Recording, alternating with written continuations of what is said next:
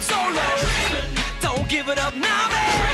Don't give it up, give it up, give it up, give it up, give it up. Eric. A certain age has begun. Yes, the age of pirates. And the age of piracy. Just kidding. We read manga legally. It's time to talk about One Piece in exhaustive detail. As I'm sure we're both incredibly excited to do. I'm definitely excited. If you don't know about One Piece, it's about pirates. Go read it. I'll link it in the description. No more spoilers. They have superpowers. That's it. If you somehow don't know about One Piece, leave. Goodbye. Read the chapters in the description, then come back. So, do we want to overall talk about One Piece, or do you just want to get into it? Just get right into the meat and fucking potatoes of it. What do you think? There once was a man named Gold Roger. Yes. We start with a very brief backstory that before they hung him from the gallows. That sort of clues us in on the most pivotal moment in the setting, but there's lots of details that is going to be filled in as we go through. But yeah, the stage is set. The end goal immediately is set up for us, which is he left it all in one piece. Did he? According to 4Kids, he did. And we should totally start this episode with the One Piece rap from 4Kids. We will. I'll make it happen. I'll take the copyright strike. They'll come fire me from my real life job and then kill me. They'll shoot you in the taint. Yeah, they'll shoot me in the back of the head 3 times and then throw my car in the river and call it a suicide. Yeah, pretty much. For digital piracy. Because I was inspired by Gold Roger to become a digital pirate after he showed me what you could achieve with real piracy. And that's to create the greatest treasure of all time and set about a whole new age of pirates. He did. He literally started a new age of piracy with a sentence. But that was... Honestly, it would have been better for the world government to keep him alive. Things only got worse after they killed him. Everything the world government does bites them in the ass because they're idiots. Are they idiots or just too big to succeed? What's the difference? I don't know. I mean, Merrill Lynch was pretty big, but they still fail. Maybe there isn't a difference. So, after our intro, which I believe, if I recall correctly, is 22 years before the start of the story prior, right? I don't remember. I believe. But our primary character is a young boy. A young pirate boy named Luffy. And every shonen anything ever. And the first chapter sets the scene with a backstory involving a pirate captain named Shanks that Luffy admires. And let's be honest here. He doesn't admire Shanks. He admires my boy, Ben Beckman. So, as I do. Who Oda has confirmed is the smartest character in One Piece. My boy, Ben Beckman. We will get to Ben Beckman here in just a minute. The first chapter it's kind of unique. What is their crew called? The Red Hair Pirates. They don't all have red hair, though. No, but Shanks does. The Straw Hat Pirates don't all wear straw hats. I think they should. Just for branding purposes. Well, people know who they are. Maybe at first, but now people know who they are. If you topple enough governments. I guess, yeah, that's true. We get a prolonged first chapter, like many manga start with like a 50-page sort of chapter. And it goes deep into the backstory, and it really... You don't find out... What's interesting about this with Luffy is that there's more to it that we don't see for a good while. Right. Also, you find out that Luffy is kind of dumb.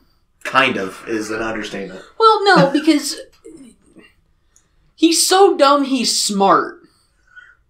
Yeah. I wouldn't disagree.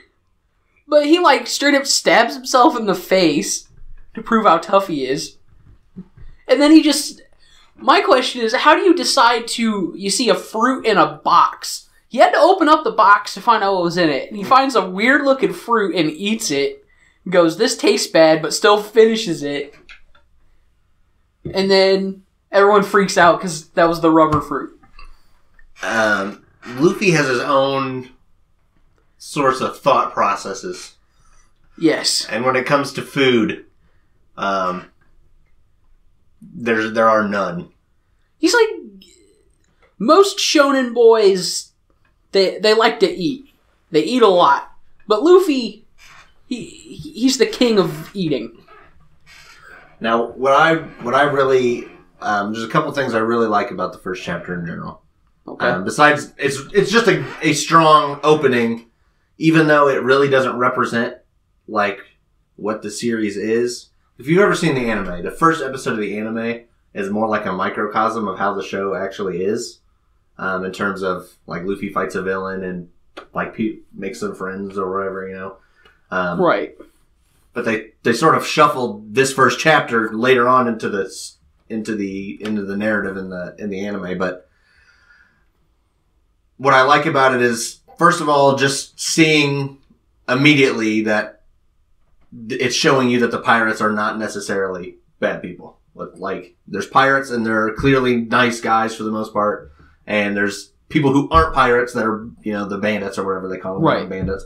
That are like, you know, evil pricks that go around bragging about how cool they are. So immediately, Oda is showing us that it's not black and white, which is good because that would make it the most boring thing ever. And we'll get more into that concept later on, but there's none of the factions or groups, you can't easily classify them as one thing or another in One Piece. Right. I also just the way we're introduced to all the characters in Shanks' crew. Of course, Shanks, Ben Beckman, Lucky Roo, the fat guy who eats the meat and shoots the guy in the back of the head. You know, all utter legends. Right. Truly the only 3 One Piece characters who matter. Yes. Lucky Roo is the most fleshed out and dynamic One Piece character yet. Ben Beckman is the coolest dude ever. Obviously, we see a good snippet of Luffy's personality, which is important because although he's the kid at the beginning, he is going to be our primary character, obviously. So we want to, as cool as it is to see all these people he admires, you know, we want to get in his head more than anybody else, but at the same time, it does a good job. The point of it is, it's supposed to show why Luffy admires Shanks and wants to go out on to the sea and stuff, and it works because even though we don't know much about Shanks compared to what we learn later, it still sets him apart as a very, like, in his own way, noble and, like, heroic guy, obviously. Yeah, Shanks is really cool. Yeah. Shanks, like, gives up an arm for Luffy, and it's his good arm, too. I mean, it's impressive how in one chapter it like, at the end of the chunk we read for this episode, we're 60 chapters in or whatever, and even then, what Shanks has been in, one chapter of all of that, and it still makes perfect sense why Luffy is, you know, following in his footsteps in a sense. Shit, I look up to Shanks. Yeah, exactly. And it is remarkable how, like, efficiently Oda is able to set him up as somebody to be admired and somebody worthy of, like, respect or whatever. Right. Can I say just one thing about the one thing I dislike about reading this? What? Since it's like I have the same problem with this that I have with Naruto, I just see their feet all the time, and I hate it. Because they're literally all wearing sandals, like, all the time. Except for, like, Zoro and Sanji. They're all wearing sandals and shit. Yeah. I guess and Usopp. But they show Luffy's feet, like, all the time, and it's gross. Yeah, lots of times he doesn't. We have to... At some point, we need to make a gigantic video just about the anti-foot fetish. I don't know what you're talking about. Just how you hate all feet, even just in a casual... It's not even like a... It's not even just... It's not normal. It's not a normal amount of feet are gross. It's like an obsessive amount. Like, this dude's cartoon feet when he wears sandals offend me. I wouldn't say I'm like triggered by it. I just don't like to see it. I mean, fair enough, but we gotta cover it in depth. We gotta get to the root of the psychological issue at the core. Okay, of sure. Of the feet, the anti-foot fetish. Okay, the sure. AFF. Okay, sure. And when the other main thing that I like about this beginning chapter is also you just sort of see how like everyone really is strongly attached to Luffy immediately. You know, everybody loves Luffy. Yeah. Which, you know, just setting up, you know, things that are going to be a theme in the series going forward. Yeah, how do you not like Luffy, though? I don't know, you got to be a villain. Shit, half the time the villains end up liking him. I know. It's wild. So, really, I mean, a really strong setup chapter. And I also like that the Luffy has the devil fruit immediately. Right. Instead of it being something he gets later on. Right, yeah, I do like that. Just to immediately have it, and it has a weakness. Like, as soon as when you see it, like it would be one thing if the devil fruits were introduced in a way that made it like, oh, you got a superpower, but you can't swim, but who cares? But as soon as it's presented, it's like a kid eats it, and he lives on a beach, and he wants to be a pirate, and they're like, you can never swim again, and also you're stretchy now. Awesome. So immediately it's setting his power up as like an underdog power. Right. Which is sort of the point of the power from how Oda says he came up with it it's just silly. Yeah. Like part of why he chose it is because it's a silly power to have somebody stretch around and stuff. Yeah, but it's secretly really good. Well, and that's the case with a lot of the powers that seem kind of low-key, is that they can be really... It's like the JoJo sort of scheme, where this guy's got... What's his power? Oh, he can... he has a electrical tower. And if you touch it, it's yours now. Yeah, that's secretly one of the greatest stands ever. So... Afterwards, we immediately cut 10 years forward into the future, so now Luffy's 17, and he's setting off in his little rinky-dink fucking boat. His dinghy. Yeah. Has no idea what he's doing, and we see him punch the Sea King from...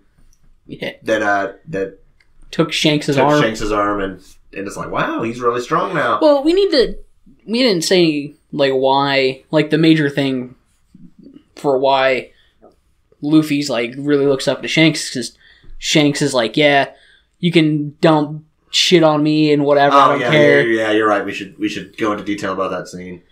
But as soon as you threaten my friends, that's when we have a fucking problem. Shanks does not care about being humiliated. Like the bandits, they fucking pour fucking alcohol on him and make fun of him and call him a wimp, and he doesn't give a flying fucking. Luffy's outraged because he doesn't get it.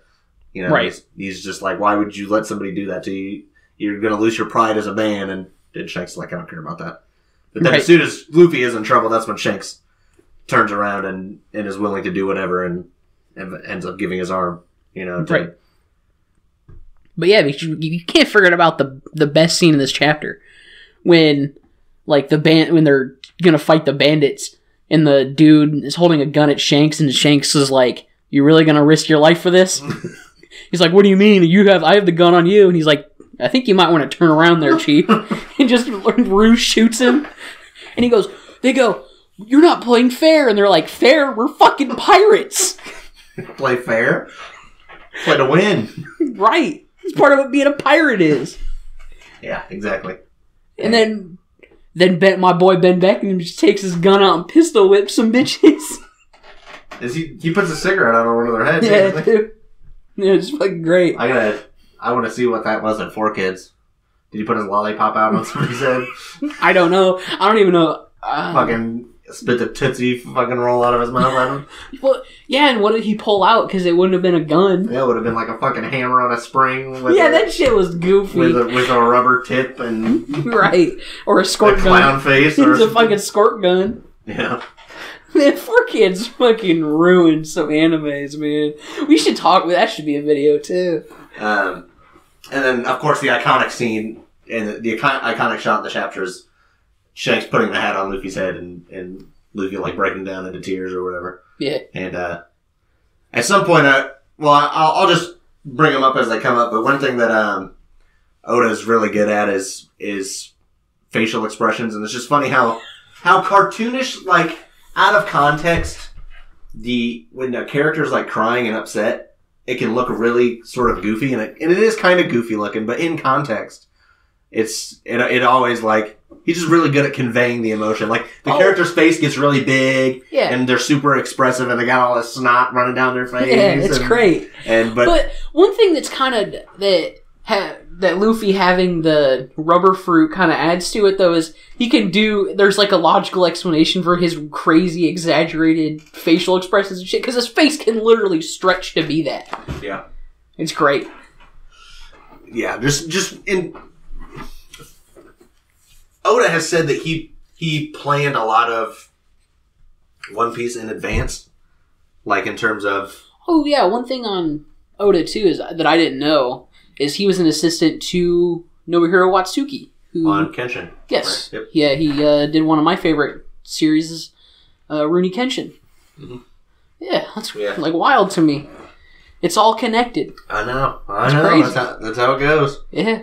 I'm sure some people who are assistants to Oda will be, I'm sure some of them already have manga that I've never heard of. But. You know what would have been crazy, though? What? Imagine how much darker One Piece would be if he worked with, like, Mira. I don't know if I want that. One Piece is kind of already dark enough. But it's, like, dark in, like, a very shonen kind of way. But it could have been, like, Berserk-type dark. Imagine how, like, how much body horror there could be with Luffy's power. If you've seen the video where we talk about Dragon Quest XI, One Piece and Dragon Quest have one thing in common to me, and that is that they're very cartoony. Oh, yeah. But they also will, like, oops, genocide and slavery.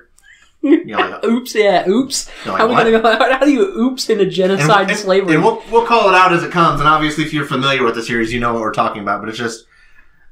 It is not easy to... Like, think of all the things that try to be sad or try to be funny and fail? And try to be emotionally impactful and fail. And One Piece is funny, and it's emotionally impactful, and it's got all these, Well, I think it's so emotionally impactful because it's so goofy and cartoonish. But that is an incredible skill to be able to do that in your story. Yeah, and make it feel natural. So, whenever I see a moment that's really, stands out to me, I'll probably call it out. But so, finally, we're on chapter 2. Oops, all genocide. Oops, all. I want to eat the Jack Link's Oops, all moisture packets. Yeah, me too. They all say "do not eat."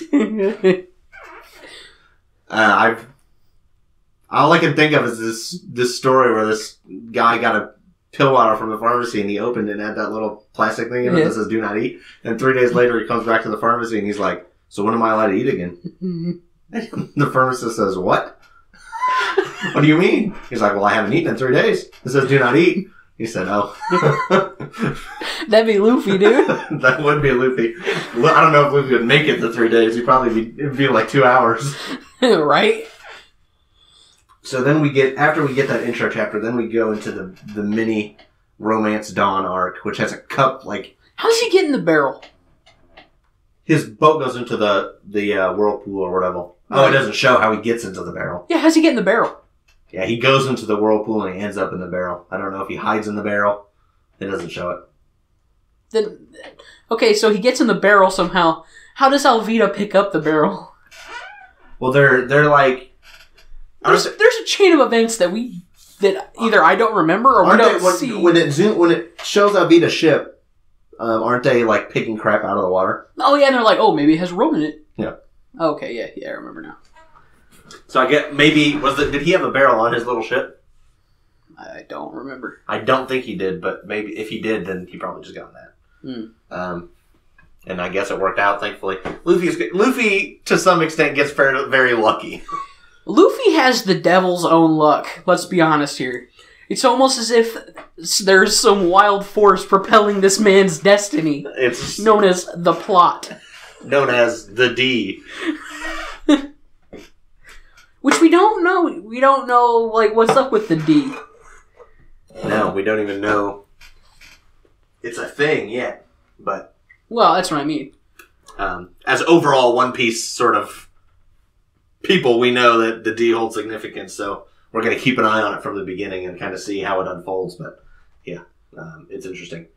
But we get introduced to Kobe, who Luffy comes out of the barrel, and we get this little dude Kobe who's stuck on Alvida's ship because he doesn't have the balls to leave and he wants to be a Marine. Right. And Luffy is sort of like, wow, you're a pussy. Fuck you, man. You're a little pussy bitch. Doesn't he hit him? Doesn't he, like, hit him? Yeah, I'm pretty sure. He's like, wow, I don't like you very much. A little bitch. Then it hits him. And then, yeah, and then, of course, as soon as Alvida... So this arc up until chapter 100 takes place in East Blue, which is like considered like the weak sea. Yeah. So there's like 4 seas, and like East Blue's like the weak sea, and literally everybody flips their shit when they see Luffy stretch for the first time. They're like, "What the fuck's that? Holy shit! What the fuck?" He's like, "Is this motherfucker from the Grand Line?" Yeah. He's got a devil fruit. He's got a superpower. He's got a devil fruit. Yeah. He must be from the Grand Line. What? The whole time you're like, Luffy's retarded. Yeah. Imagine if somebody smart, like super, like smart, had like the rubber fruit. It's almost like a Nerf. Like you gotta. It is like JoJo, where you got like this super strong power, but the character's just stupid. Well, and to be fair to Luffy, he is pretty creative with it. Oh, yeah. Because his mind's like rubber, bro. It's literally rubber. Well, you know what I mean. Like, his mind is elastic and he's creative. It's kind of funny to think about how it works out, because his bones are rubber too, but they're like tougher rubber. Right. Sure. So he can stand up. Yeah. You know, otherwise he wouldn't be able to stand up. Maybe he just tenses his muscles and that's why he's able to stand up. Well, I kind of assumed that his body... Because I can't really talk about this too much because it'd be spoilers. But I kind of just assumed he turns it into rubber on demand. And he's not just made out of rubber. No, he just turns into rubber on demand. No, he's made of rubber. Oh. Yeah. Well, rubber can be pretty stiff. Maybe he can stretch on demand. Maybe it's like his bone, like he just like, his normal state is like tire rubber, but then he can become like stretchy rubber. You know what I mean? Yeah. That's what his normal consistency is? I don't know. So, yeah, we'll keep, it's at the end of the day, if you try to break it down too much, it probably doesn't make sense, but it's fucking cartoon physics. Right. I mean, it's got like Bugs Bunny Roadrunner physics. Right. Type shit, you know? Yeah. So,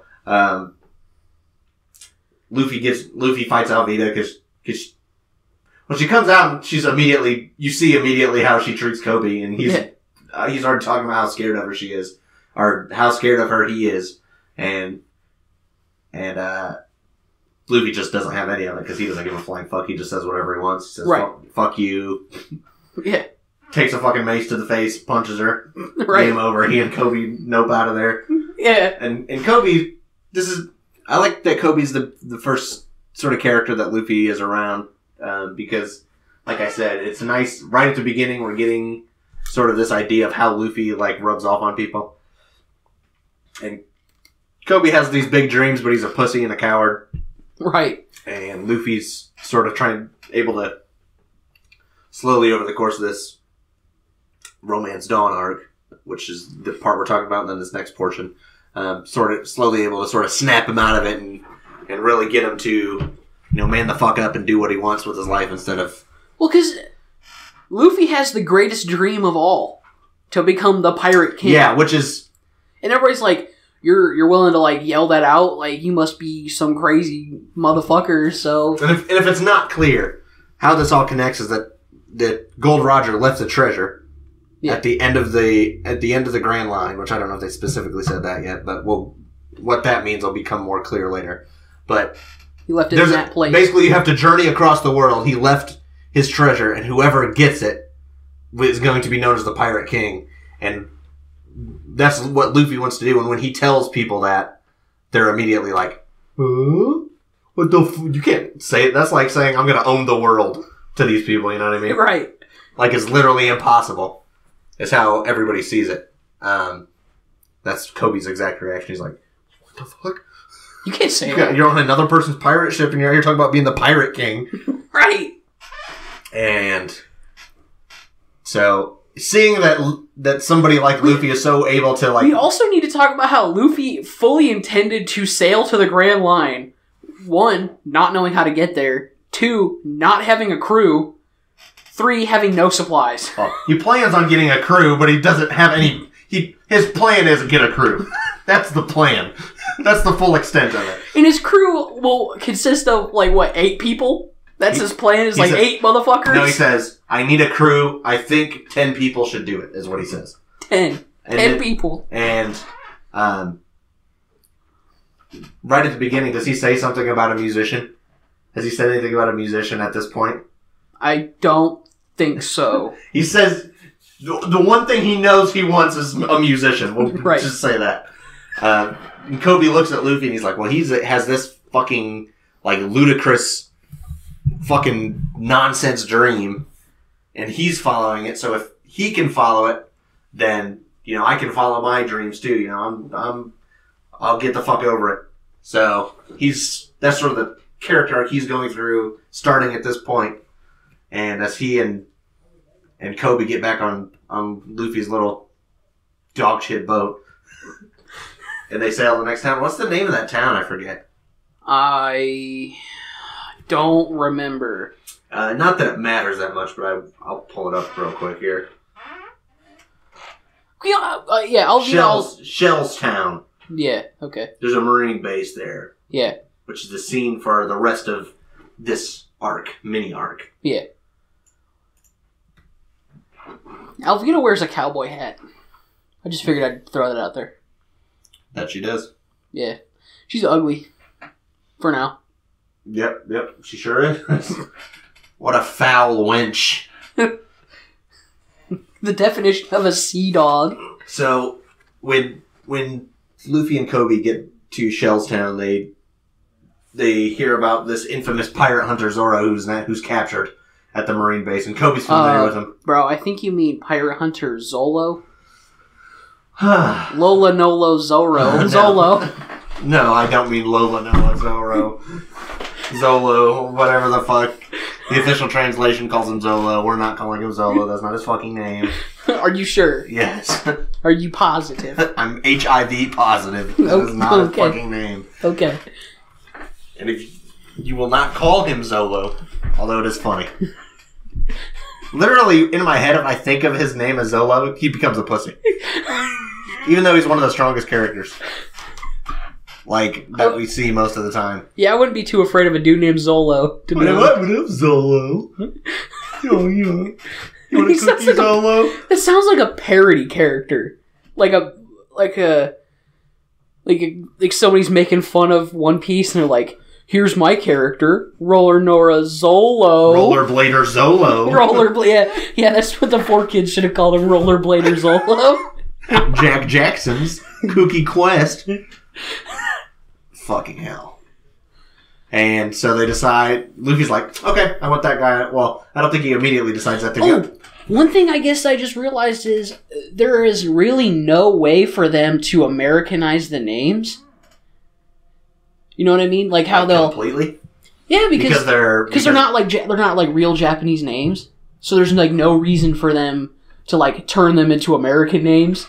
Yeah. Or English names, I should say. No, the only Japanese part about their names is just that their family names are their first names and their given names are their second names. Right. But besides that, yeah.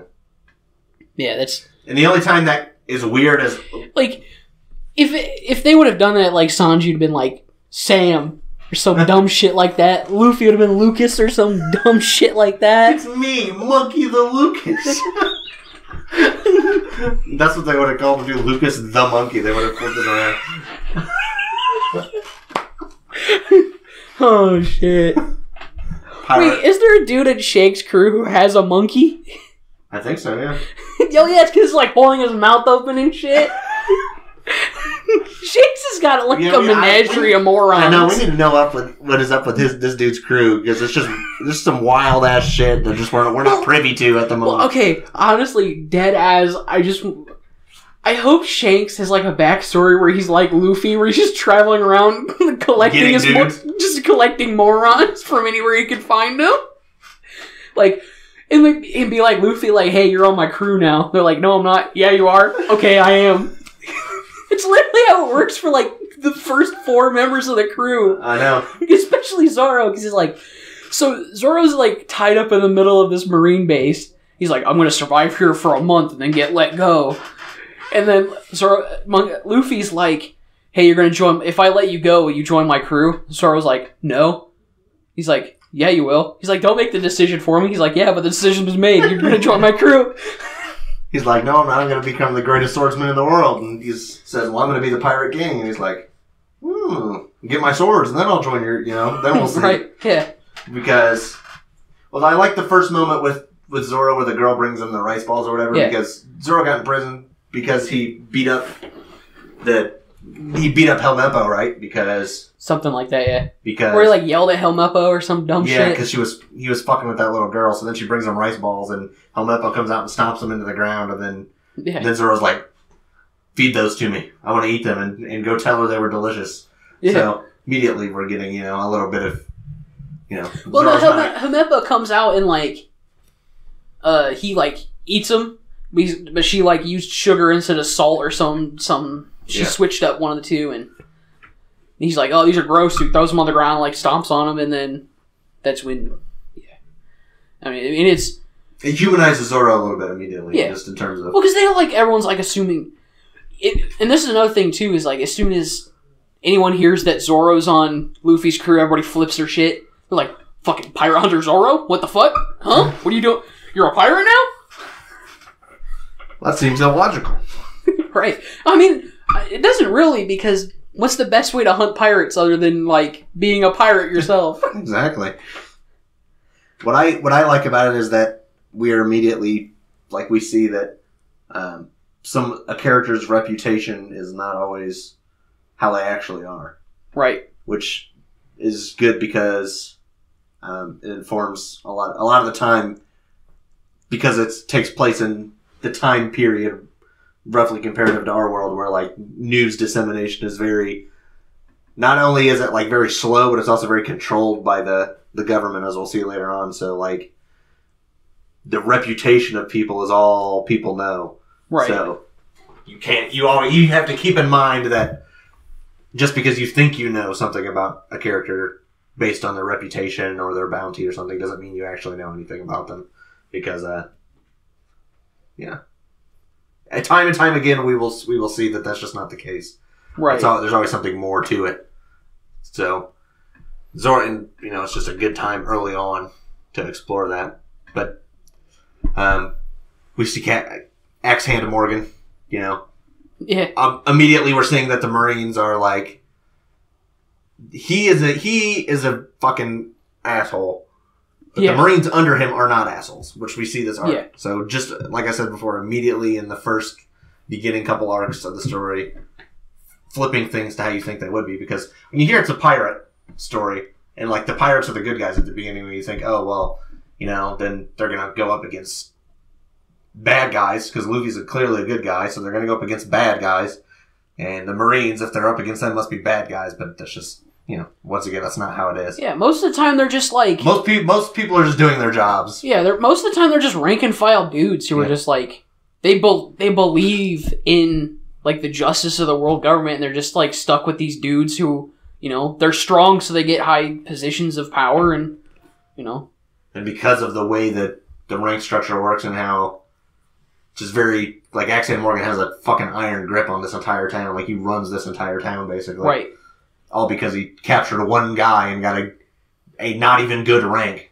Right. I mean, obviously, it's the highest ranking we see in the beginning, but... Right. Because he's a captain. So therefore, he would be like captain of one ship. Yeah. If they of a ship. This guy has a ship. So does Luffy. Luffy has a boat. So... There's a difference. There's a difference between a boat and a ship. It's not the size of the boat. It's the size of your heart. Okay.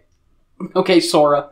But no, like, Axe-Hand Morgan, I mean, he's got, like, a cool design. He's got, like, the iron jaw thing going on. He's got a fucking axe for a hand. Well, what I like about the fact that he has the axe for the hand There's is the handle. Yeah, the handle comes out of his, like, his elbow. So it looks like he just, like, stuck this shit through his arm. Yeah, like, he grabs it and... Right? I mean, it doesn't, like, physiologically make sense. No. But, there's, like, skin around it. It's kind of, what the fuck? Well, whatever, you know. He looks like Darth Malik. Just decided to stick a fucking axe on his arm. Yeah, he does. He does kind of look like Darth Malik. And then...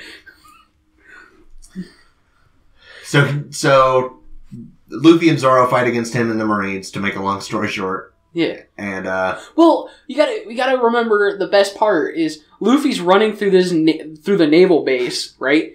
He's like, finally finds 3 swords, and he goes, which one's Zoro's sword? Oh, wait, you know what? Screw it, I'll just grab them all and take them to him. Yeah. And he goes like, he gets them back down to Zoro, and he's like, I didn't know which one was yours, so here they are. He's like, all 3 are mine. I use the 3 sword style. And what I love about the 3 sword style is once you read a lot of One Piece or you're familiar with One Piece, it kind of blows past your head how fucking cool and weird that is. Because you're just like, he fights with 3 swords. What the fuck's weird about that? Because that's like the least weird thing that happens. But then every once in a while, I'll just be sitting there thinking about Zoro. And I'm like, he puts a sword in his mouth and fights. And he carries on conversations too. I know. It's like he's a ventriloquist. I know, or something. Maybe he could throw his voice. Maybe that's just how it works. I'm not sure, but it's wild regardless. Right. And we also see Axe-Hand Morgan being a fucking shit ass to Helmeppo too, which is warranted. I mean, yeah, but it's also your son. I mean, it's your fault. Right. Your son, your problem. Right. And they're able to defeat Axe-Hand Morgan, which pretty easily too. Yes, yeah. We also can't forget about the giant ass statue Axe-Hand Morgan is making of himself. Yeah. And then he's like, if you put one scratch in it, one dent. That is a scratch upon me, and therefore you should be killed. Yeah, because he's a captain. And then he says that, and then immediately Luffy knocks it over. Yeah. It's very entertaining. Like, people who shit on the beginning of One Piece, they're wrong, because it's, from the first chapter, it's very fun and entertaining to read. Right. It just also gets better. Right. But so then we have Zoro and Luffy and Kobe still around. He kind of observed. He almost got shot by Helmeppo. But, you know, Zoro saved him, right? Oh no, he like he stretch punches, and that's when they find out that he's a rubberman. Yeah.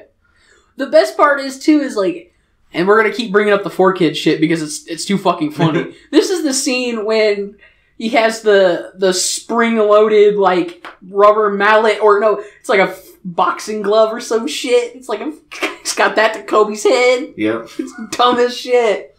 Yeah, it's bad. We'll have to like watch it on stream or something. That'd be fucking hilarious. Oh yeah. So now after they defeat Axe-Hand Morgan and take care of all that shit, Luffy, Zoro, and Kobe go down to the bar and they prepare to leave. And Kobe's like, now he thinks he's ready. He's like, I'm dead set. I want to join the Marines. I want to do it here. But I just don't know how to like try to do it. And I don't think they'll take me because they're gonna think I'm partnered up with you. Right. And so, you know, Luffy, the genius that he is, concocts a mighty plan where when the Marines come in to kick Luffy and Zoro out because they're pirates, and even though they're their heroes, they can't technically allow them to stay because they're criminals by the very nature of their declaration of piracy. Right. Luffy enrages Kobe by threatening to tell them that he was on the ship with Alvida, so therefore making him also a pirate, technically, in the eyes of the Marines. And Kobe flips out and starts beating the shit out of him, trying to anyway. Mm-hmm. And then shows, that shows to the Marines that he's not a pirate. And Kobe's like, "Oh, Luffy, thank you." He's like crying. Right. He's like, and then it's Zoro, and so Zoro's like, "So where's the rest of the crew?" And Luffy's like, "You're looking at him." Yep, just you and me. And Zoro's like, "Oh shit." Okay, cool. And I like the scene when they're going away in the Marines and. Well, no, because then also the best part is they get a boat, right? It's like a dinky little boat, and Zoro's like, "Well, okay, this will work, I guess." And then the Marines are on the port or whatever, and they salute Zoro and Luffy as they're sailing away, and they're like, "Yep, we're not eating for a week because of this." Yep. And I think they also indicate to Kobe that they know, obviously. Right. But there's, they have to have some plausible deniability, so. Right. Yeah. Pretty good dudes. They keep him around as the chore boy. Yeah. And that's the last we see of Kobe, for now. Yeah. Maybe he'll appear later. It is One Piece, after all. One Piece has a habit of bringing the characters back later on. Yeah. So, Luffy tries to capture a bird, because he and Zoro start to get hungry. And then they probably ate all their food within 15 minutes leaving. So, I'm tired. They both fell asleep in the fucking middle of the ocean. No food. I would not be... So, Luffy's 17, right? Yeah. Zoro's 20, right? He's 19. He's 2 years older. Oh, okay. Gotcha. Yes. That was close. I don't know why I remember that, but... Because you are the biggest One Piece fan I know. Well, thank you. You've read it. How many times have you read One Piece? Well, the first thing I did was watch the first 500 episodes. And I'm like, the anime's starting to suck shit. I'm going to switch to the manga. And I've read it. I think this is my 4th time. Okay. And it's not short. No. No, it's in not. fact incredibly long. Right. But just once every maybe 18 months to 2 years since I started reading it, so kind of how it ends up. I think the last time I finished a reread of it was probably a little bit over a year ago, and now here we are, so. Right. There we go. I used to watch it, but I never read it. So this would be the first time I actually go through and actually experience all of One Piece. Unfortunately for the anime, it's just it's bad. And it gets worse. Yeah. It's just there are parts of it that are good, and I like all the voice actors. I like the music. A lot of the fights have decent animation, especially if you kind of trim them up a little bit. Go on there and look up One Piece AMVs. There you go. That's all you need. That's all you need, baby. That's all you need. You don't even need to watch the show. Fuck it. You don't even need to read the manga or watch the show. But it's a weekly show, and it's the most popular manga, of all time, and they can just coast on shitting something out, so they do. Right. I'm eager for the day whenever it's over, and they go back and they hopefully just remake it, and then there'll be a good, One Piece anime that really reflects the story and stuff. And there's also just fillers and stuff that are the fillers are mostly at the beginning, but there's stuff that contradicts what's canon, and Oda's always very careful not to frame things a certain way, or he knows well in advance of where the story's going, so he sets it up right, and sometimes the anime fucks things up. Right. Because they're just copying his manga instead of knowing the overall story like he does. So right. That's the main reasons why the anime is just, no grief to people who prefer the anime, I guess, but Yeah, sorry. So that's the first arc, the Romance Dawn arc. Very nice, setup. Oh yeah. Kind of introductory stuff. So definitely one of the strongest first arcs of any shonen thing I've ever. And it's 7 chapters. Seen. Yeah. Which is right. And one of those chapters is 50 pages. Yeah, so it's almost 3 chapters of its own, but. So that takes us into the Orange Town arc with a bird having dear Luffy's head in its beak, carries him. Oh yeah, carries him to a nearby town, and Zoro follows, trying to catch him, and the bird drops him, and there's this orange-haired woman carrying a treasure map with all these pirates chasing after her, and right. And she's like, "You guys have to fight my captain." Right as soon as Luffy drops, she sees Luffy. She's like, "Oh, I'm gonna pretend that guy's my captain and make him fight him, and then run away." And of course, Luffy trashes him because that's what he does. And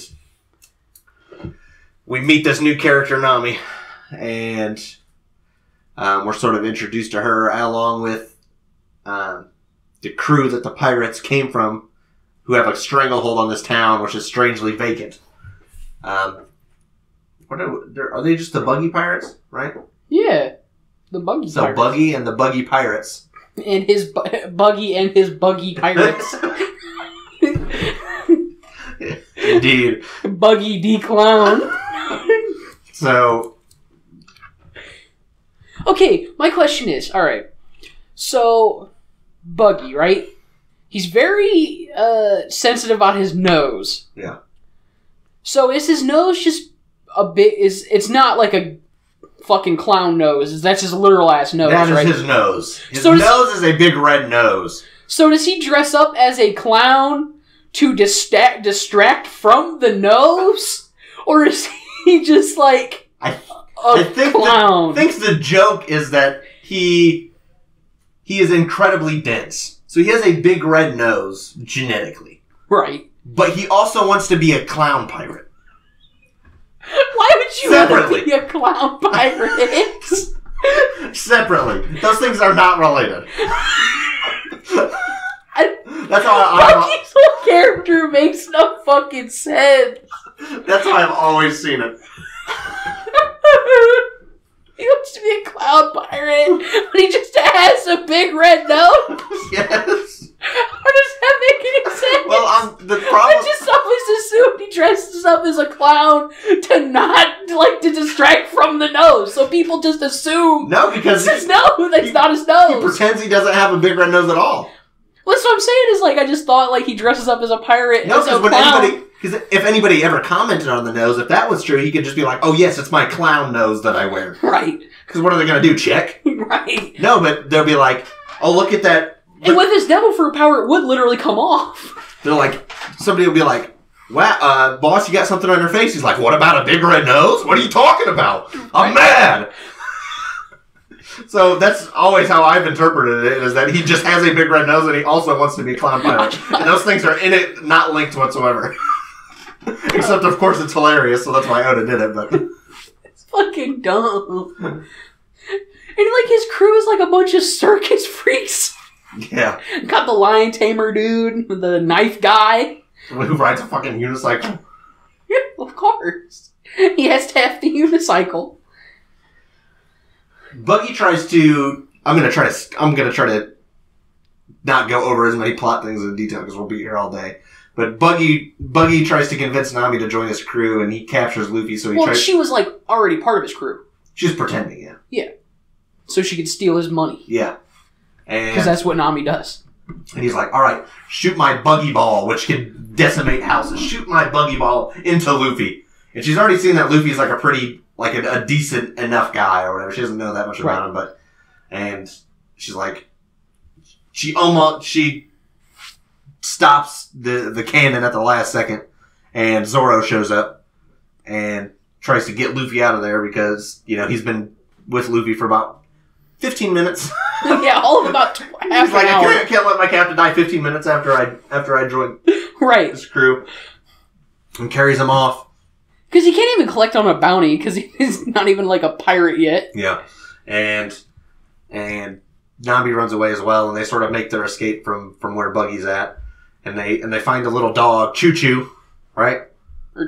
Yeah, Chow Chow or Choo Choo. Yeah. So he's guarding a pet store or whatever.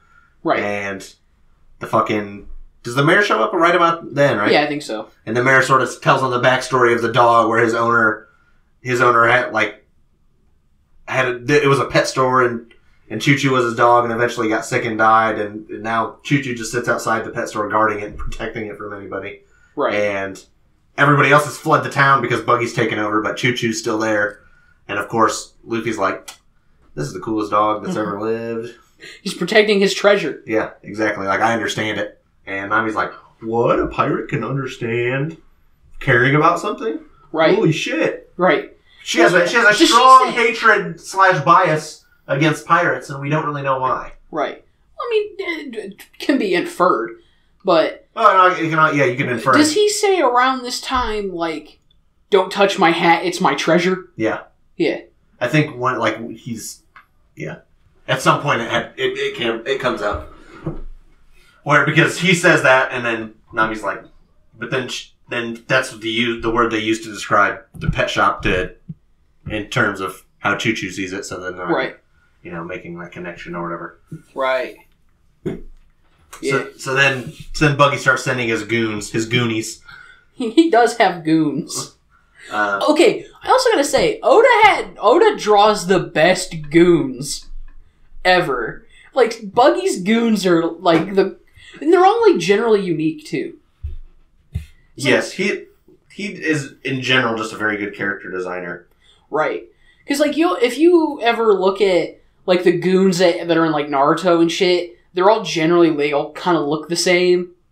A lot of the time, there's no way to tell them apart in general. But if you look at Oda's goons, they all have... You can almost like tell a backstory for every goon just based on his design. Yeah, I agree. They all kind of look like DeviantArt OCs. In the best way possible. Right. I remember one of my favorite action moments.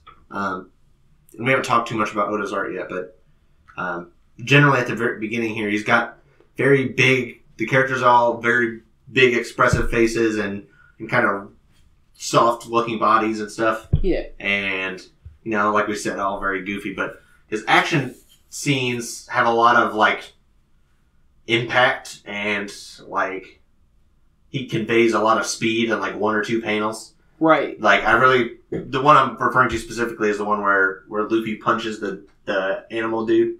I forget his name. His lion's name is Richie, right? Yeah. I don't remember the dude's name. God, what's his name? I can't remember. Yeah, but because he's lame. The dude whose hair grows into a bear ears around his face. Oh wait, I thought he was wearing a hat. No, that's his hair. No, it isn't. Yeah, it is. He's wearing a hat. No, that's his hair. You're fucking shitting me. That's how his hair grows. Bruh. Yeah, in one of the little sometimes there'll be a sketch page after a chapter. Or one of the SBSs or something, he draws him. He's like, if his hair grew out longer, this is how it would grow out. And yeah, that's his hair. He doesn't cut it like that. That's how it grows. Okay, some of my favorite things about Oda's art too is if you every once in a while you'll come across concept art in the scans. Yeah. And I'm and I'll look at this concept art and I'm looking at it and I'm like, how did he get what he got out of this? It just looks like lines. It doesn't even look like concept art. It looks like scribbles. Yeah, like the thumbnails or whatever. Right. Because how he does it, and this is, I think, a generally common workflow, but he spends an uncommonly long time writing it. But then he writes it, and then the thumbnail is just to get the layout of the page. Right. Kind of, and then he takes that and uses that as the model. I think it's more to get the poses and stuff. Mm-hmm. In the panel layout more than it is because he already has the script. Right. So based on the script, he knows who the characters are and stuff, I think. Right. But with the panel where Luffy's punching the guy into the ground, and it's I don't think it's a spread, but it's long vertically. Yeah. Punch, and I always remember that punch is the first punch in the series, and I'm like, dude, my dick. There are a lot of good Luffy punches. Oh, yeah. In the series, and that's the first one that really stands out to me is I fucking love this punch. And something cool I want to mention about specifically Luffy right now, his power works very well as a manga power because when he stretches, it works with the perspective of being a flat 2D image. Or when it stretches across panels, it creates a lot of length in the panel just by itself. Right. The same thing too since we'll get to this in this episode, I'll mention it now since I'm talking about it. But Sanji's legs. Sanji's legs, he draws really long too, and it's for the same reason. I feel like just to create like length and depth in the kicks and the action scenes or whatever. Yeah. So, what was I gonna say? I don't know. Something about I don't know. Well, Buggy starts firing buggy balls. Everything's going to shit. Then we're rapidly accelerating towards like the end of the arc where we have the big round of fights, which sort of becomes like a general formula for these beginning kind of arcs of One Piece. Everything gets set up. Luffy gets put out of commission. Eventually, Luffy's put back into commission during or after the fights where like all the side characters start to fight. Right. The sub goons, and then the goons. Luffy fights the main guy, and Luffy knocks out the mayor. The mayor wants to fight, but Luffy like knocks him out. Yeah. And for his own protection. Oh, we talk about the lion tamer guy and the lion wreck the pet shop. Oh yeah, that's right. So they destroy the pet shop. Fucking Choo-Choo's fucking pissed as fuck, and Choo-Choo wants to fight the fucking lion because he's like, you're destroying my shit. Right. And that's why Luffy goes and fights the lion tamer guy in the first place, is because he fucked with the dog. Right. And Luffy doesn't stand for that kind of. No, you don't fuck with dogs. You don't fuck with a man or a dog protecting his treasure. Right. Yeah, no, why would you do that? It's just not right. No. Sorry, I'm just adjusting the level here. Maybe. So, Zoro ends up fighting the unicycle guy. Yeah. Everyone talks about how, like, they all have their own dumb fucking sword style. Yeah. And, like, I don't remember what this dude's... Oh, like, it's like acrobat sword style or some dumb shit, right? And also, earlier Zoro got stabbed. Buggy stabbed Zoro. So now he's, like, wounded. So now he's fighting wounded against this dude on a unicycle who's actively just trying to kick him in the fucking side of the stomach where he got stabbed or whatever. Zoro... That's also another thing, too, is, like, for the first several arcs, Zoro is never at 100%. No. Almost ever. No. He's always getting... Oh, did we talk about Buggy's devil fruit power? No, we didn't. We've kind of shown it off a little bit, but we don't know all the details of it until he fights. Right. He can send parts of himself flying. Do we find out about Buggy's backstory in this arc? I don't remember. Yes, he does. He tells... Oh, yeah, he talks about him and Shanks, right? Yeah, so Zoro ends up beating the unicycle guy. And then he immediately falls asleep because he's in so much fucking pain. Right. And Luffy goes to fight, and Nami's watching the whole time, so she's kind of like soaking in. Like, pirates can like fight other pirates? What the fuck? They fight other pirates all the time. I know, that's all they fight. Right, yeah, just about pirate wars. There needs to be more pirate war media. Why? Because I want to see pirates fight pirates more. Play Assassin's Creed 4 Black Flag, friend. Okay, Mr. Ubisoft. Yes, I am. My dad is Ubisoft. Yeah. So Luffy starts to fight Buggy, and Buggy's like the natural counter to Zoro's power because it turns out he has the chop fruit. Right. Which means he cannot be cut because he can split his body anywhere at any time. Does he get beaten by being kicked in the crotch? That's part of it.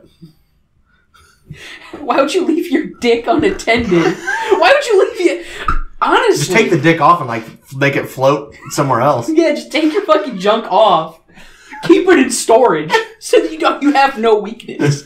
You can't get kicked in the balls if you don't have your balls. Well, he can only send his body parts so far away from himself. Right. So it'd have to be somewhere close.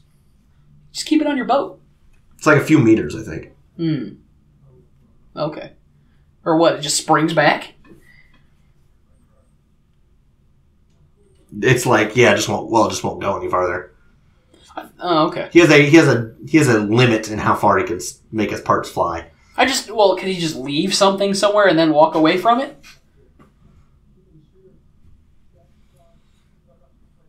No, the part would probably drag along the ground or whatever and follow him. I would think. I'm gonna drag my. Let's say Buggy cock and balls across the ground. Let's say Buggy takes his cock and balls off and puts them on the ground and then begins walking. Let's say his limit. Eventually get crushed by a rock.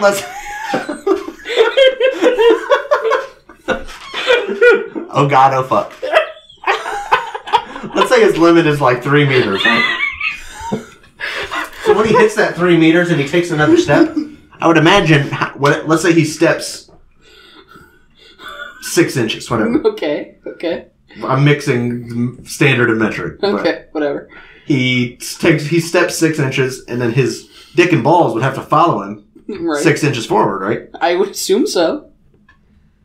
So then if he kept walking, they would just drag along the ground. I guess. And I'd imagine it would be incredibly uncomfortable, so he'd... Well, maybe he can leave it somewhere, but he can only recall it from, like, a certain area. Maybe it'll just stay there. But he can't, call it back. No, I don't think he can do that. Okay. Based on... we find out a little bit more about how his power works later on. And combining that with this would lead me to believe the dick and balls would follow him across the ground. Although you can make him fly, so you can make it float off the ground so it wasn't, like... fucking kid. Can you imagine just walking through gravel with a cock and balls following you? Oofy out. Other people are following you, they step on the shit. I mean, at that point, it's counterproductive to have the cock and ball separated anyway. Maybe the safest place for the cock and balls is between the legs. Evolution proof does ground.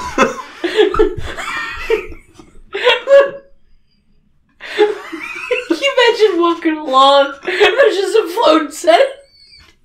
Dick and balls.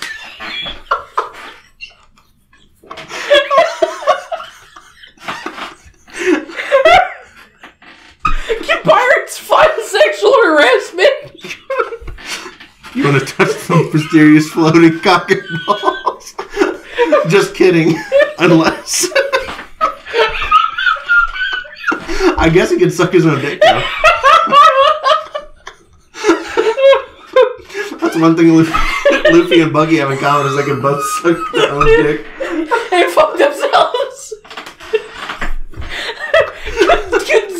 It's not gay if you fuck your own ass. With your own floating dick. Here's the thing, boys. Could Buggy disconnect his own asshole?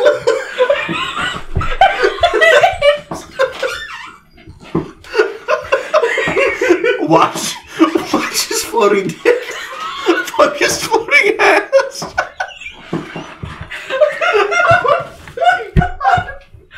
I'm laughing so hard I get myself a bloody now. Oh, we'll be right back. Commercial break. Oh my fucking god. Oh, I don't even... Oh my god, I can't even think about One Piece anymore. All I can think about is fucking Buggy fucking... Well, there's... Oh my god. Jesus. Anyway, Luffy fights him and he beats him.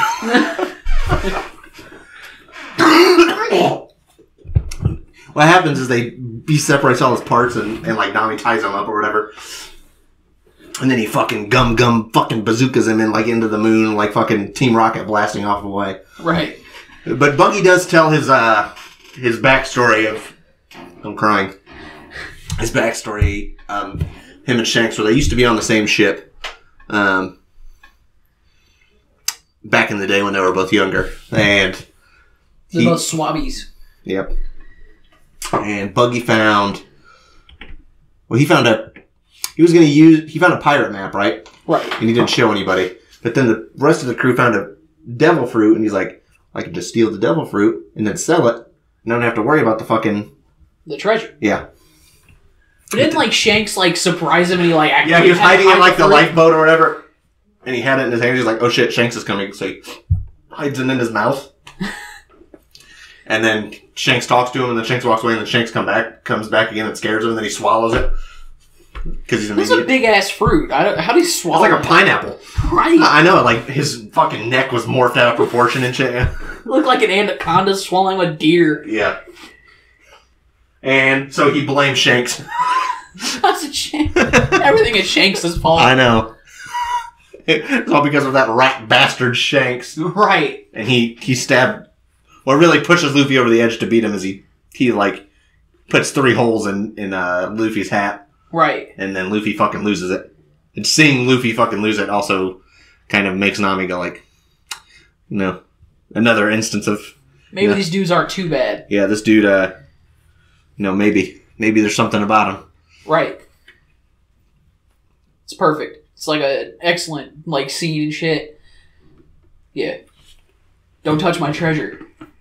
The rest of the town comes back and they see the mayor knocked out and so they chase. They're like, oh no, they're like, oh, what happened here? Did the pirates do this? Yeah, because And they they're see like- the town's they're all like- blown to fucking shit. Right. They're like, who are you guys? And Luffy goes, oh, we're pirates. And Nami's like, shut the fuck up, dude. Fucking narc. So they run away. As they're running away, like, Choo-Choo, like, gets in the way of the villagers. And they're like, Choo-Choo, get out of the way, they're fucking pirates. Dog's like, no, ain't doing That's that. my lad. That's the dude. And then the mayor wakes up. And then the mayor's like, I got to say bye to those lads. Right. And then the townsfolk are like, what the fuck happened? So they're all like, too cowardly to fight back. I mean, let's be honest, like, Buggy was not that strong. Buggy's kind of a bitch. Yes, I would agree. He's kind of a jobber as far as, like, the point of where we're at now. Especially. He's a jobber when he's like the first, like the third real dude right. Luffy fights. Right. And that does not change, so let me just put it that way. And so that's pretty much the Orange Town arc. Very... Not as much going on in terms of... Can I say there's some interesting foreshadowing there, though? You meet Nami in Orange Town. Yeah. And she's strongly associated with tangerines. Yeah. Yes. Yes. It's almost as if Oda thought about it. Yes. Did we see Zoro's backstory already? I think so. So let's cover that. Okay. Fairly simple. When he was a young lad, he was training at a dojo. Yeah. He wanted to be the world's greatest swordsman, and his counterpart was Kuina, his sensei's daughter, who was a couple years older than him, and she was like the strongest sword fighter of all of them, or whatever. Right. And they had this rivalry going on, and Zoro always felt really shitty because he could never beat her. Right. He's like, I want to be so fucking strong, and one night they have a fight with real swords, and they come to an agreement that one of them is going to be the greatest swordsman, of all time. Or not of all time, but in the world. Right. And it's this really, like, touching emotional moment where they connect and stuff because Queena's like, well, I might be stronger than you now, but that's just because girls, like, they hit puberty and stuff. They get stronger faster than boys, but then eventually, like, women are weaker than men, so I'm going to fall off. And Zoro's like, you know how insulting that is to me that you tell me that if I ever beat you, it's just because you're a woman when we've both been training so hard and all this other shit. So it's a very touching moment. And then, of course, that night or the next morning, Queen fucking dies. She's killed by down D stairs. Yes. The most vile villain in One Piece. Down D stairs. And it's fucked up. Yeah. I mean... Lots of people have theories that there's something more to it, but I don't know if I think that. Like what? That her dad killed her? Or something, maybe. Why would he do that? I don't know. People have different theories, that's all I'm saying. That she's really alive or something. Yeah. But, because for One Piece, that's kind of very, like, it's very, like, low-key. Like, just... Yeah, but they show her dead body. I know. But I'm just saying, like, this is what people base their theory on, is that, like, people in One Piece don't die. Like, they don't, like, fall and break their neck and shit. You know, they fucking... right. Something wild happens to them or whatever, but... So, the sword that Zoro puts in his mouth is her sword, right? Yeah. I can't remember the names. I'm bad at remembering the names of the sword, but yes, the one with the white hilt. Right. And that's the only one he keeps all the time, right? The only one that never breaks. Pretty much, yeah. Nice. I like that. Yes. That's the sword he will always have, I'm sure. He better. Yeah.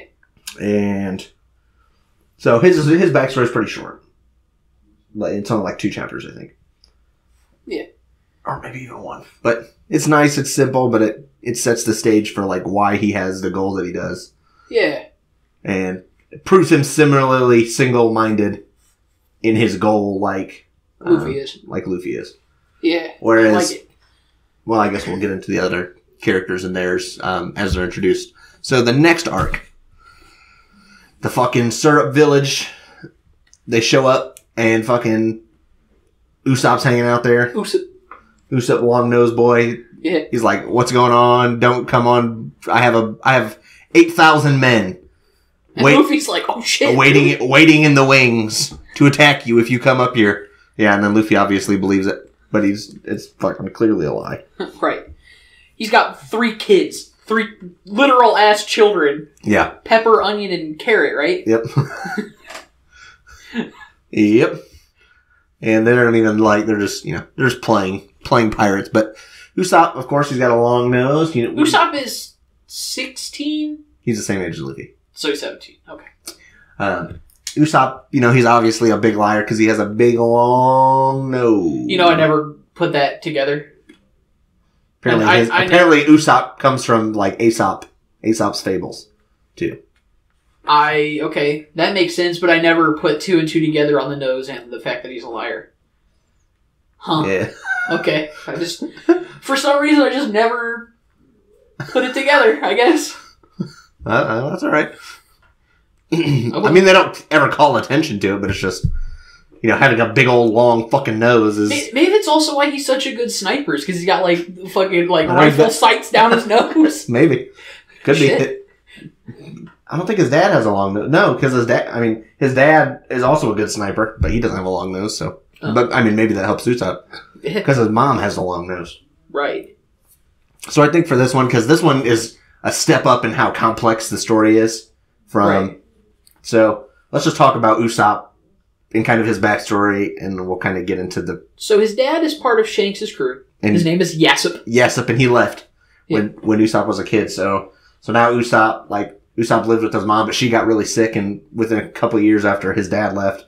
So, he would, run around the village yelling that pirates are showing up to make his mom feel happy. Yeah. And he just kind of never grew out of it. Yeah. Because, he's a kid.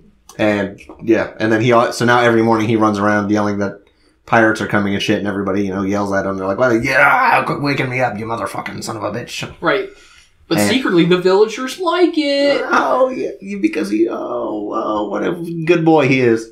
And there's also this rich girl whose parents died a few years ago, and she's been very ill, so now her butler she's got a butler and the goat guy? What is he? He's a butler too? He's also a butler. They're both butlers. That's Clahador is the first butler, and the sheep guy is Mary.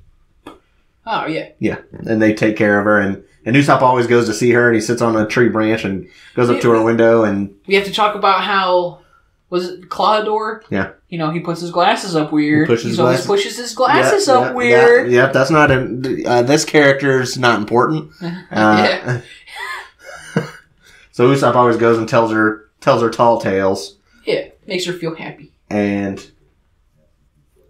But when name's Kaya, right? Yes. Gotcha. When Luffy and the squad show up, they're like, we kind of need Nami's been urging them to get an actual boat, an actual ship, and so she can steal it. Probably, but Usopp's like, well, my best friend Kaya, she's really wealthy. Maybe she could give you guys a ship or whatever. And then Nami's like, wealthy? Let's go. Right. So then they go to see her, and the butler chases them off the property, and Usopp gets into it with him because Clahador talks shit about Usopp's dad, and he's like, don't you dare fucking talk shit about my dad. He's a great pirate. And I think it's in the conversation before, but it might be a little bit later on. But at some point in one of their conversations, Luffy's like, dude, I know your dad. Like, I met your dad. He's on Shanks' crew. Like, that's why I became a pirate, is because of, their crew or whatever. And, right. And that's just a nice connection that they have, or whatever. I forget exactly when they have that conversation. Yeah, I think that is kind of a nice conversation. So Usopp's extremely pissed. He and Luffy are kind of like sitting on the coast or whatever when this hypnotist that strolled into town earlier in the day, Django. He looks like, who does he look like to me? Steven Tyler? Yes. He looks like Steven Tyler. Like, on purpose, I'm pretty sure. I mean, because you've seen the chart of, like, One Piece characters that look like famous people, right? No. Okay, I'm gonna pull it up real quick as I talk, but... Okay. Django and Clawhador are down on the bottom of this cliff that Usopp and Luffy are sitting on. And they're scheming and they're plotting. And their scheme is to kill Kaya, and Clawhador wants to take her money. And he's going to have Django lead his pirates because he used to be a pirate, Captain Kuro. The Black Cat. The Black Cat. He's gonna of have 1,000 plans. Kuro, the Black Cat, comma, of 1,000 plans, period. Okay.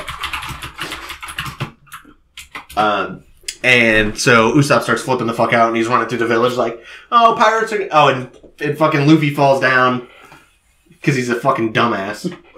And they're like, oh, he's obviously dead, but he's not because he's fucking made of rubber. Right. And they see Usopp, and Usopp's like, I'm going to tell everybody, and like, nobody's going to believe you, you fucking dirty liar, because Clawhador has dispersed the information that he's a fucking dirty lying bastard to the town, and Kaya's mad at him, so like all the goodwill he's earned over time is coming in handy.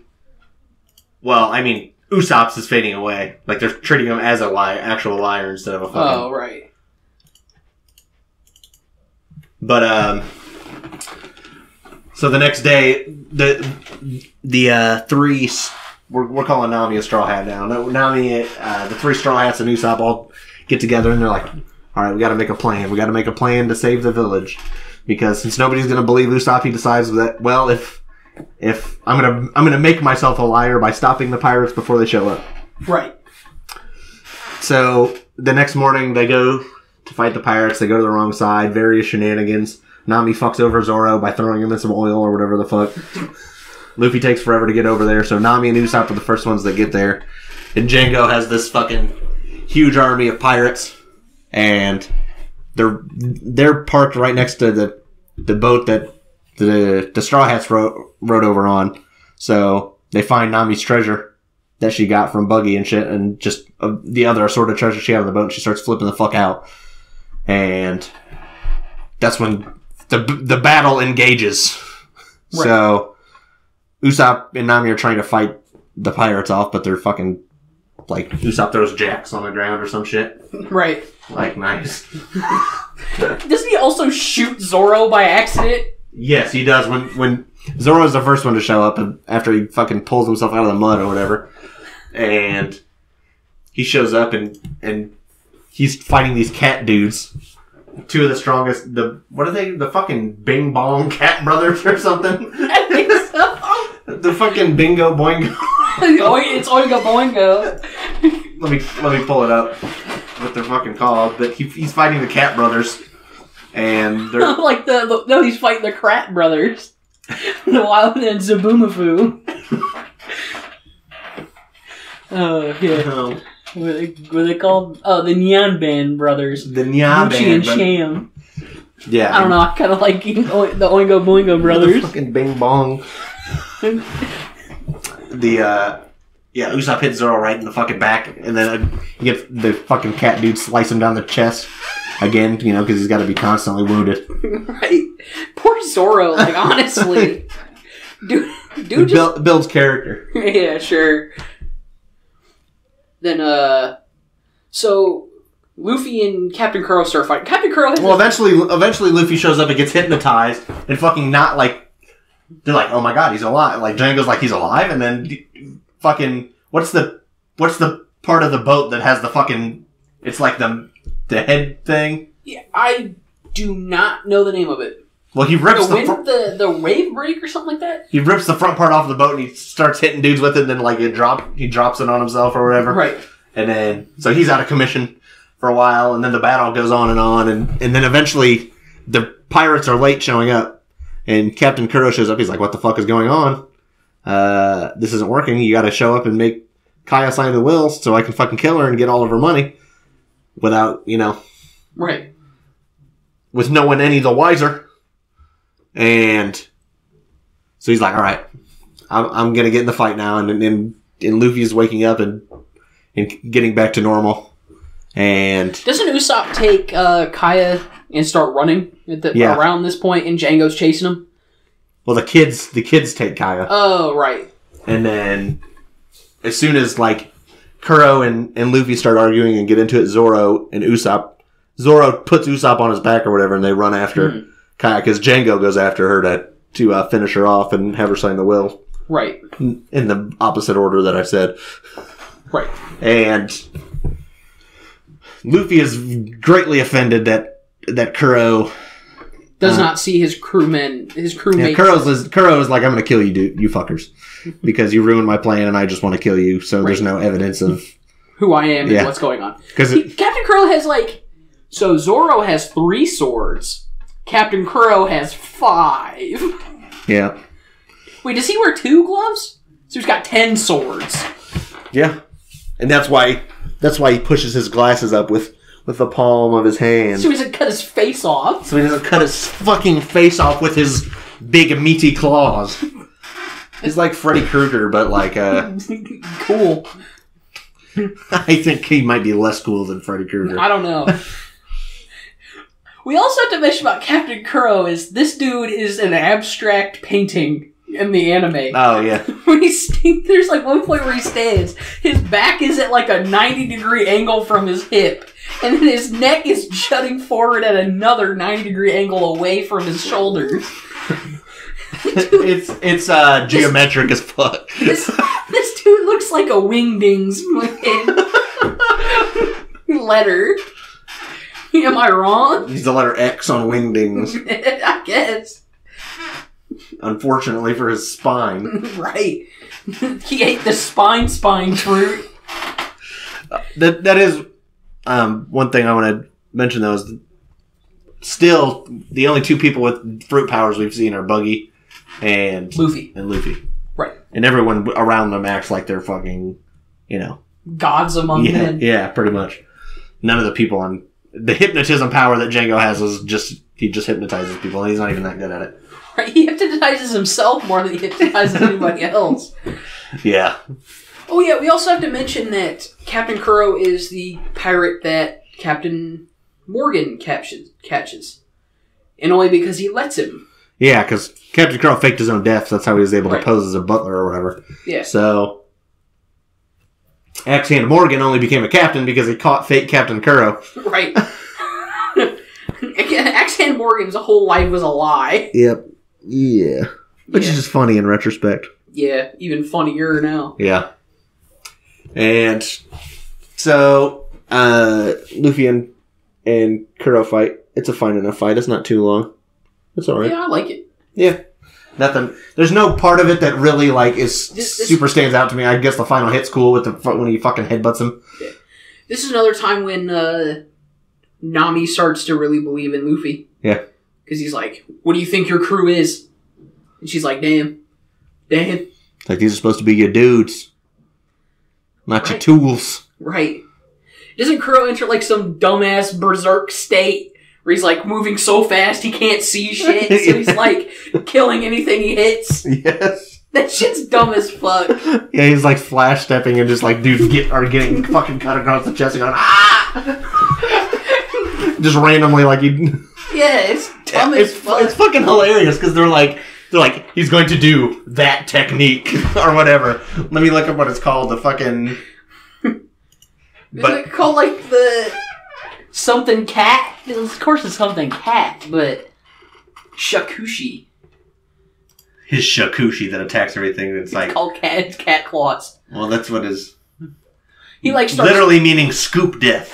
Scoop death. Scoopity whoop. Kuro's ultimate technique, a fearsome attack that utilizes Kuro's Nuki Ashi to the fullest, moving at a speed of 100 meters in 4 to 5 seconds. Okay. He sways back and forth in a fluid manner. Cat out of the bag attack. 4Kids called it the cat out of the bag attack. He moves so fast that even he does not know what he's attacking. That's the worst. The 4Kids does is called the cat out of the bag attack. It's kind of cool sounding though. Yeah, the Funimation dub in the Viz manga, it's called the out of the bag attack. Yeah. He just like starts like swinging his arms and shit, and everyone's like flipping shit. It's great. But yeah, using an attack where you don't even know what you're attacking is probably not the best strategy. Well, he doesn't care about his crew, so I mean, it works. Yeah, but imagine if all of those hits landed on Luffy. I guess he's just a weak sauce bitch, but... Yeah, Captain Kuro's kind of lame. They never even talk about him being in the Grand Line. No, I'd imagine he wouldn't. He's never been there, because I doubt he could fucking cut mustard. Right. I mean, when we get to the next article, we'll talk about Krieg, but even Krieg couldn't... And, I mean, Krieg is stronger than Kuro, and he had a gigantic crew, and he couldn't even handle it, so... Right. And that's one thing, though. Buggy can hack it in the Grand Line. Fake it till you make it. Well, no, but like Buggy started out in the Grand Line. Well, yeah. It's great. It's aight. So. Did they ever say where Shanks was going? After he left East Blue? Yeah. They did not. Interesting. Indeed. So, meanwhile, while Luffy's beating Kuro, Zoro and Usopp are able to beat Django by teaming up and firing a well-placed slingshot ball. What do you call that? A pellet? Yeah. I guess a pellet into at Django, and they're able to stop him and save the day. And I like how Usopp is able to win a lot of fights through like ingenuity and like just intimidation mostly, and endurance. Yeah, Usopp has endurance. Usopp fucking he does some cardio. He's got some real cardio. He's got cardio, and he fucking gets the shit his shit pushed in constantly. Yeah, he's like the weakest Straw Hat even now, right? You could argue that for sure. Yeah, there's an argument between a few. Right. Yeah, depends on the circumstances. Okay. It's hard to say. Understandable. To a certain extent, the fights do have more elements of strategy to them. What was Buggy's bounty? Do you remember? Oh shit! Wasn't it like 15 million? Something like that. Because I think he had the second highest. No, he had the third highest in East Blue, right? Because I think Krieg had the second and Arlong had the highest. Wait, Buggy's was 10, Krieg's was 15, and Arlong's was 20. That sounds right. Yeah. Well, I know Arlong's is 20, but we'll get into that. But yes. So, obviously Kuro didn't even have one because he was considered... They executed him, right? Did they execute him or just put him in jail? They executed him. Don't they kill like all the pirates they catch? No. Pretty much? No. Impel Down exists. Spoiler. Oh, right. I forgot. There's a great pirate prison. At least one. And there's normal prisons for normal people too. Right. So I'm sure. No, the executions are more just... I mean, I guess it just depends. It's probably on a case-by-case basis. I am fairly certain they killed the fake Captain Kuro, though. Yeah, that's what I believe as well. If I recall correctly. He's like tied to the mast of the boat. X-Hand Morgan bleeding out of his hand, his arm because it got cut off.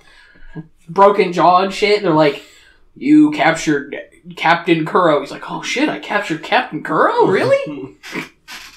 And I definitely wasn't hypnotized to think I did. Didn't they like fuck him up to make it believable too? Yeah. Because they're like, well, Captain Kuro's like super strong, so we gotta like show that he got fucked up. And it's like, really though?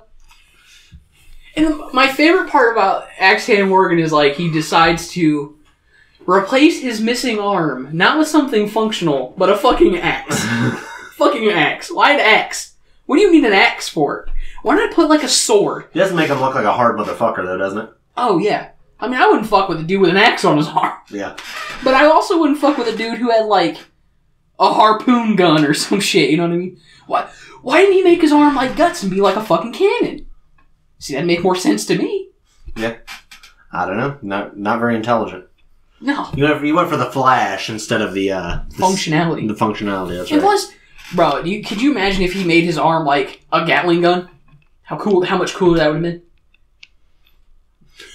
Are there any Gatling guns? I mean... Yeah, I think so.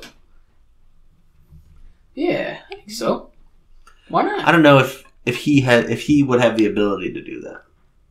I guess the Marines could, but they're probably not going to use that technology on a mere captain who they shipped off to some fucking... They have robots. They have literal ass robots, so... Yeah, but a mere captain they fucking stuck in some random podunk-ass town in the East Blue.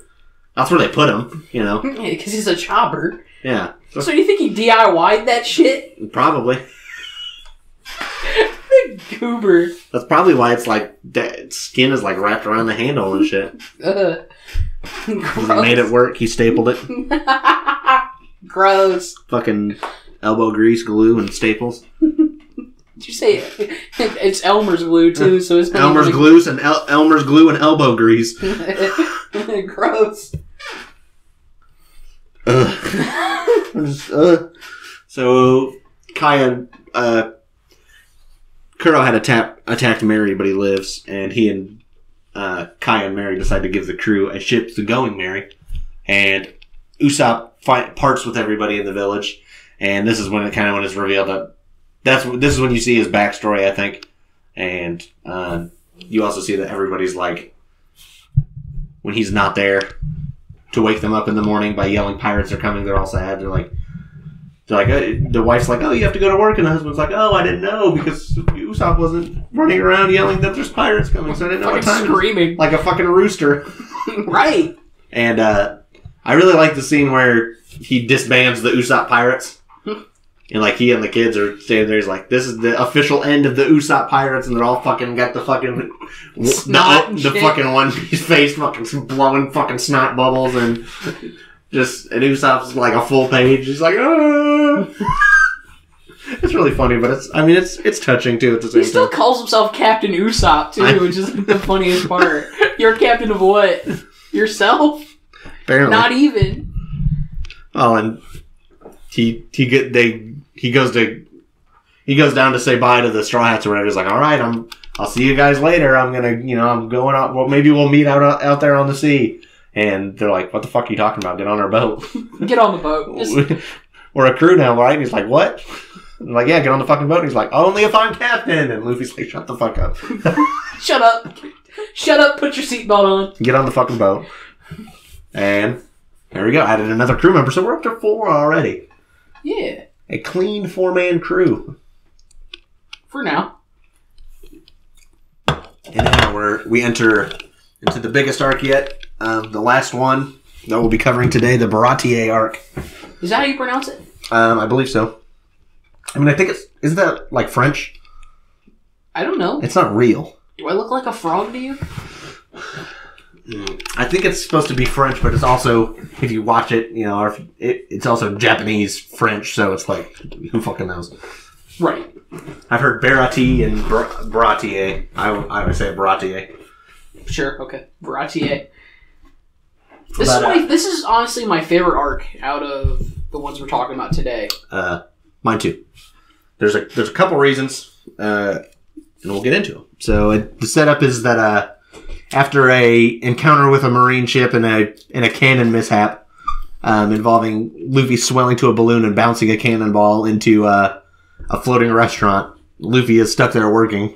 Right. To pay off the damages he did. Right. Under the order of one Zeph. With a fucking peg leg, a braided fucking mustache. And beard, right? And beard, and a gigantic fucking chef hat. Yo, this hat gets taller every time you see Zeph, for real. I'm dead fucking serious. Every time you see this dude, the hat is taller. It's like Koichi in fucking part 4 of JoJo. He gets shorter every time you see him. It is.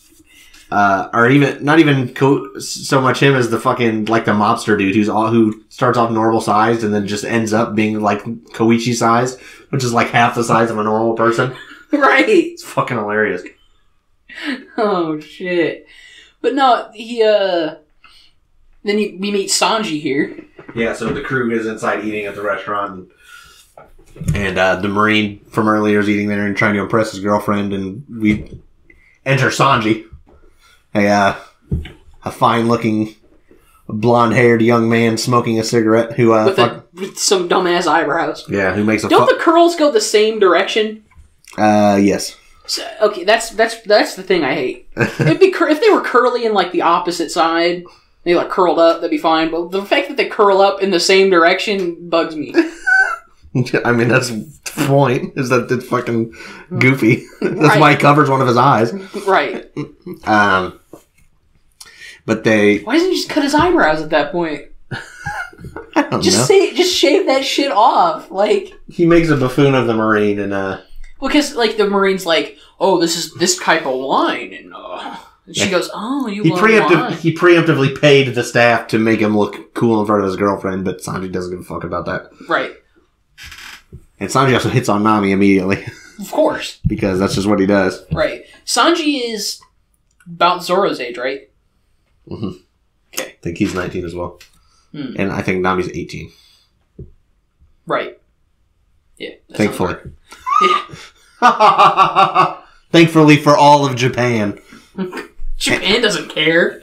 Thankfully for all of me. And me. Thankfully for all of the civilized countries in the world. For the Unproducers. Yes. The only civilized peoples in this nation. Okay, yeah, we'll go with that.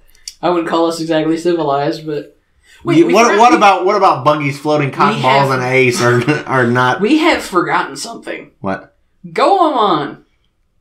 The dude in the box. Oh yeah, the dude in the box.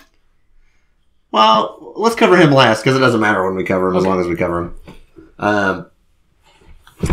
Actually, the anime moved him. I think, because in the manga, isn't he right after Orangetown? I think in the manga he's right after Orangetown, but then in the anime he's after Usopp. So we'll put him after Sanji, because it doesn't matter. There we go. Wait, why would they move him after they have Usopp? Because Usopp doesn't show up and... They just incorporate Usopp into it. None of what happened, I mean, it's mostly just between, like, Luffy and Gaimon, regardless, so... Is it Gaimon? I think so. Oh, I thought it was Goemon. No. It always sounded like a Digimon to me. Yeah, isn't that... I think that literally is a Digimon, Goemon. Yeah. I think it's the little dinosaur guy. Yeah. That sounds right. So, Sanji starts getting along with the crew, but there's tensions between Sanji and the other staff of the ship because they feel like he gets special treatment, and even though he's a fucking asshole, but Zeph is always like, oh, well, he's a cook. He's a good chef. We gotta talk about Patty, the dude with the forearms. Yeah, Patty, This is a battle restaurant, by the way. Yeah, they just fight. They're just fighting all the time. Pirates show up. They fight They'll feed anybody who shows up. Well, Sanji will. Oh, yeah. Sanji and Zeph will, but especially Sanji. A starving guy shows up, and he's begging for a meal. And Patty says, "Get out of here, you motherfucking stupid motherfucking son of a fucking bitch." His name's like Jing or something, right? Yeah, it's like gin or gin. Oh, yeah. Either or. It's spelled like gin, like the alcohol, like Gin. Right. And they kick him out, but Sanji comes around and brings him food. And of course, when they showed up to the restaurant, Luffy is ready. Like, we got to find a cook because I'm fucking hungry. Right. We're all fucking starving. Right. So of course they find the floating restaurant, but Luffy's hanging out and he sees Sanji bring this dude food, and Luffy's like, "This is the guy right here. You're joining my crew. This is my dude." And Sanji's like, "No, I'm not." He's like, "Well, yes, but no." He's like, "You don't want to stay on this. You don't want to stay here. You want to come with me." Yeah. Your decision is not your decision. My decision is your decision. Because I'm your captain now. Funny how that works. Right. Eventually, Jin leaves, and he goes back to his captain, Don Krieg. Don Krieg is the biggest jobber ever. Who has a giant armada of ships. Fresh out of the...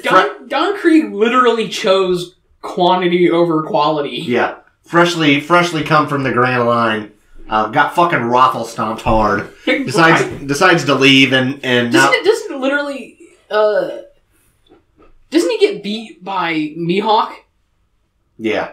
Like I believe that's part of what happens to him, yes. And then like on the way back they just get their asses beat again and again. Yeah. Jin tells him about the restaurant and they go there to eat because, he wants to protect his crew or whatever. But of course, as soon as Don Krieg shows up, he makes a fucking... He's like, just feed me, please just feed me and my crew and then we'll leave you alone forever. Of course, he's fucking lying. They give him food and he attacks. Right. And the battle chefs are all ready to engage in war with this fucking near fucking starving pirate crew. Right. And Luffy goes to Zeph, he's like, hey, if I help you guys win, will you fucking, you let me leave? And not have to work for like 10 years or whatever. Right. Or however long. No, I think he said 1 year was the actual time frame. Right, right. And Luffy's like, I can't do that. I already waited 10 years to go out to sea. I got shit to do. Right. So, he doesn't really agree, but Luffy decides to do it anyway. And then we enter the fucking battle section of the arc, which is very long this time around. Yeah. There's a lot of fights. So, trying to remember... the first one is Zoro versus Mihawk shows up and starts cutting ships in half left and right. And they're like, it's just funny that Zoro had been talking about wanting to be the greatest swordsman in the world, and then normally in a series, most series wouldn't do this, but they have Mihawk, who is the person that Zoro needs to defeat to win, show up.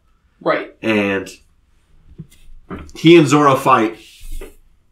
And this is one of my favorite fights in this series. If I had a top 10, this would probably be in it. And Mihawk just fucking humiliates him. Like... Yeah. But he like... He won't even use his big sword. He takes a little knife out of his fucking necklace. Yeah. And like stabs him like right in the chest. And he's like, why don't you back up?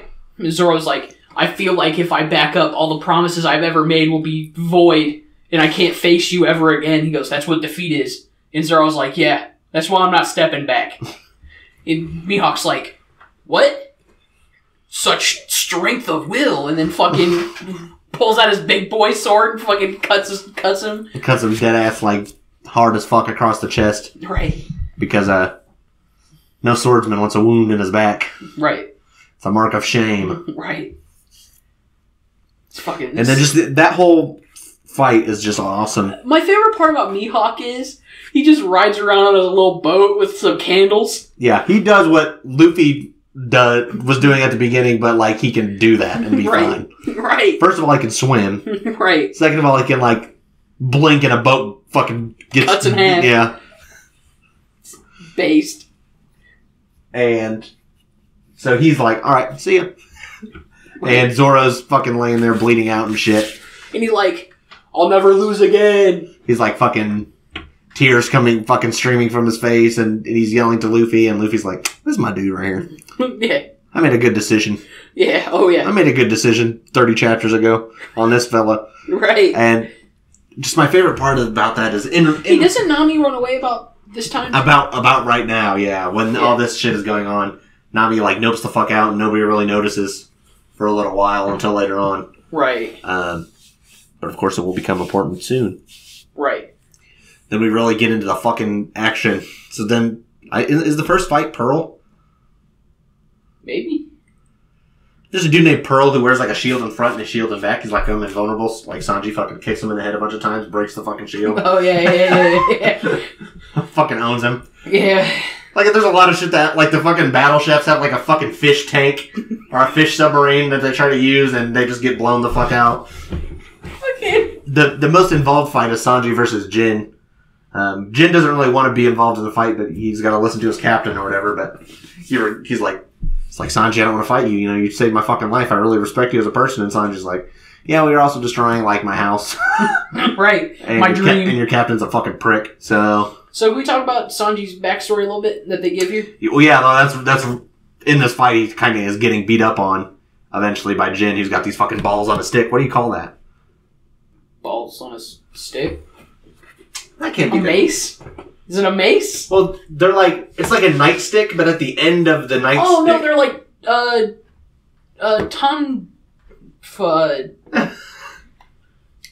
what are they called? What are the I have the wiki open. We're gonna find out. Tonfas? Something like that? Let me see. Yeah. Did you play as him as any of the games?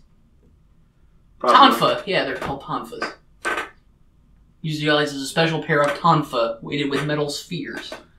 His primary fighting style, known as man-demon tactics. What are they? Shut up. I hate that shit. Man-demon tactics. I don't even think I've ever heard that before. Man-demon. Mandingo tactics. Oh, no. Gross. Now, Buggy had a Mandingo.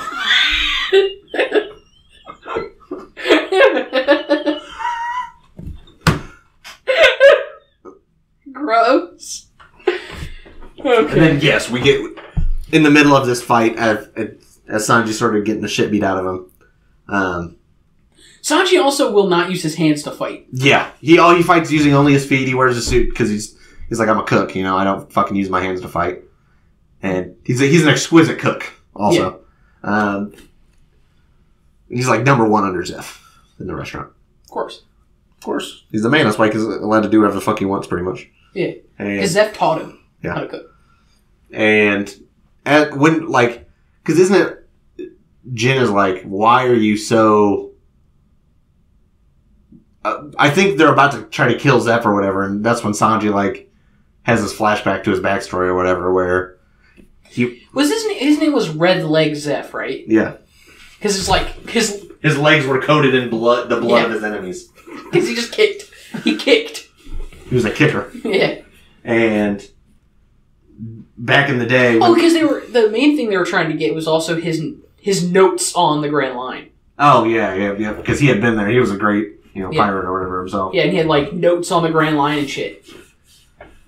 And, Zeph wasn't going to part with those because I think he wanted to give those to Sanji, right? I don't remember. Because eventually he was going to make Sanji leave because Sanji's dream, which we'll talk about. And, it comes up in the flashback. So, Sanji's a kid chef on this boat and do they get raided by the Red Leg Pirates, right? Maybe, yeah. Yeah, and then like, they get caught in a storm. Yeah, they talk about their dream. Sanji and Zeph end up talking about their dream to each other. And he says, my dream is to find the All Blue, which is a mysterious sea where all the fish live. So it's like the perfect... Well, it's the point where all the four seas meet. Yeah. It's where they all become one. Right.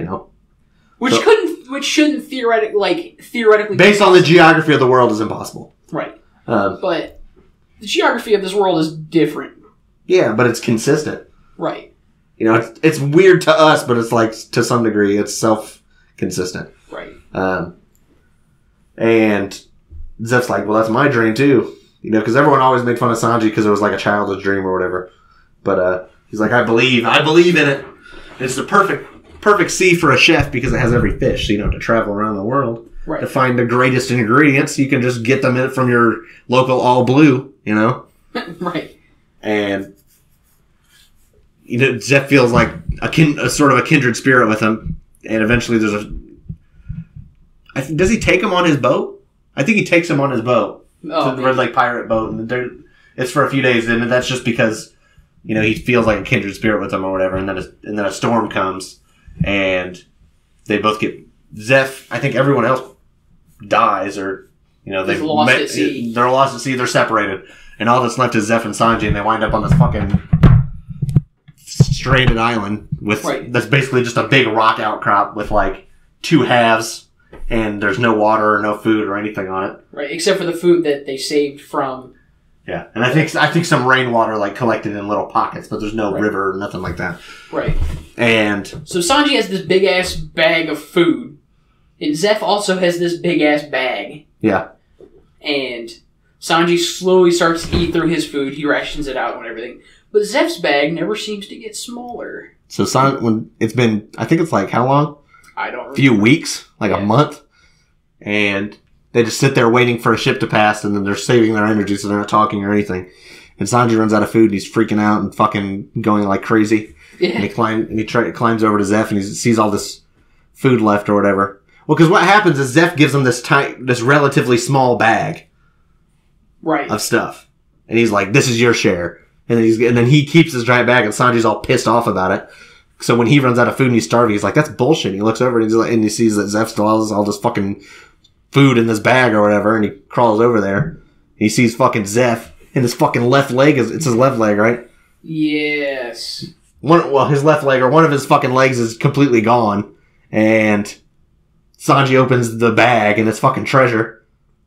And there was never any food in it, and Zeph's been surviving by eating his own fucking leg. Right. And Sanji just breaks down crying.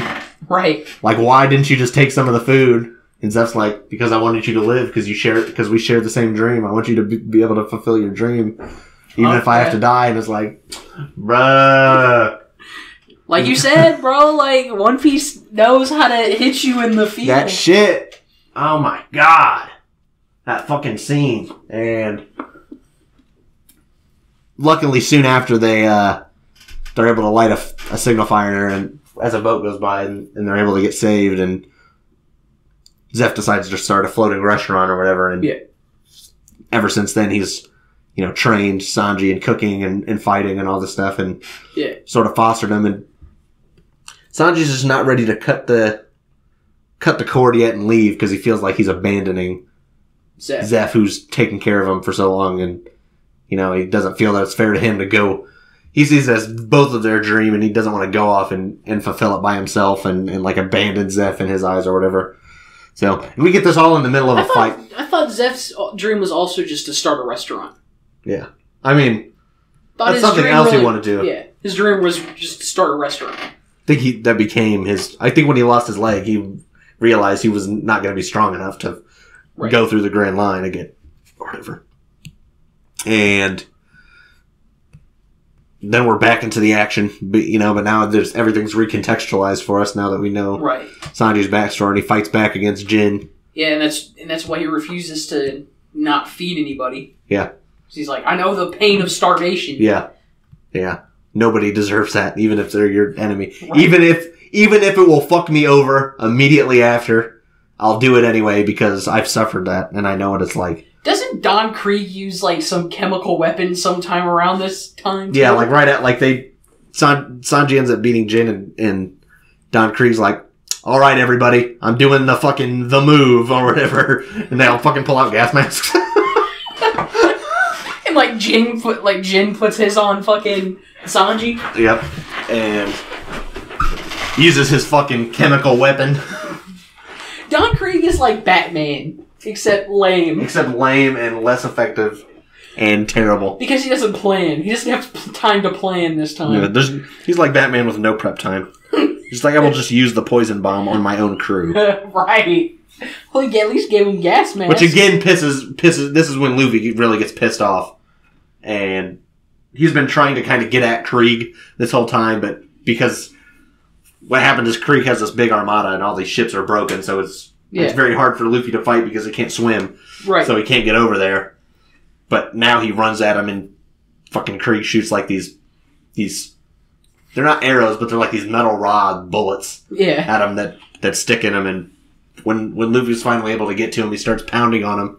And he's like wearing armor and shit. And Krieg's got this big golden armor with all these fucking weapons and shit in it. He's got a cape of spikes. And like Luffy keeps punching him, and he's like, ha ha ha, your fucking efforts are futile. You cannot break my armor. And then he immediately breaks it. After 4 hits.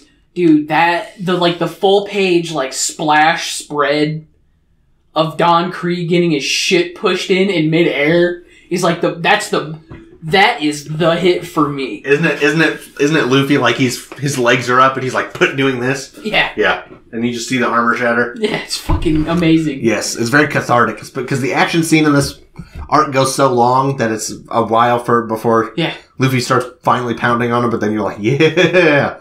Yeah. Then Krieg gets out this fucking staff Spear. with... It's like a spear. Yeah. But it like explodes It when has you an hit shit with exploding it. tip.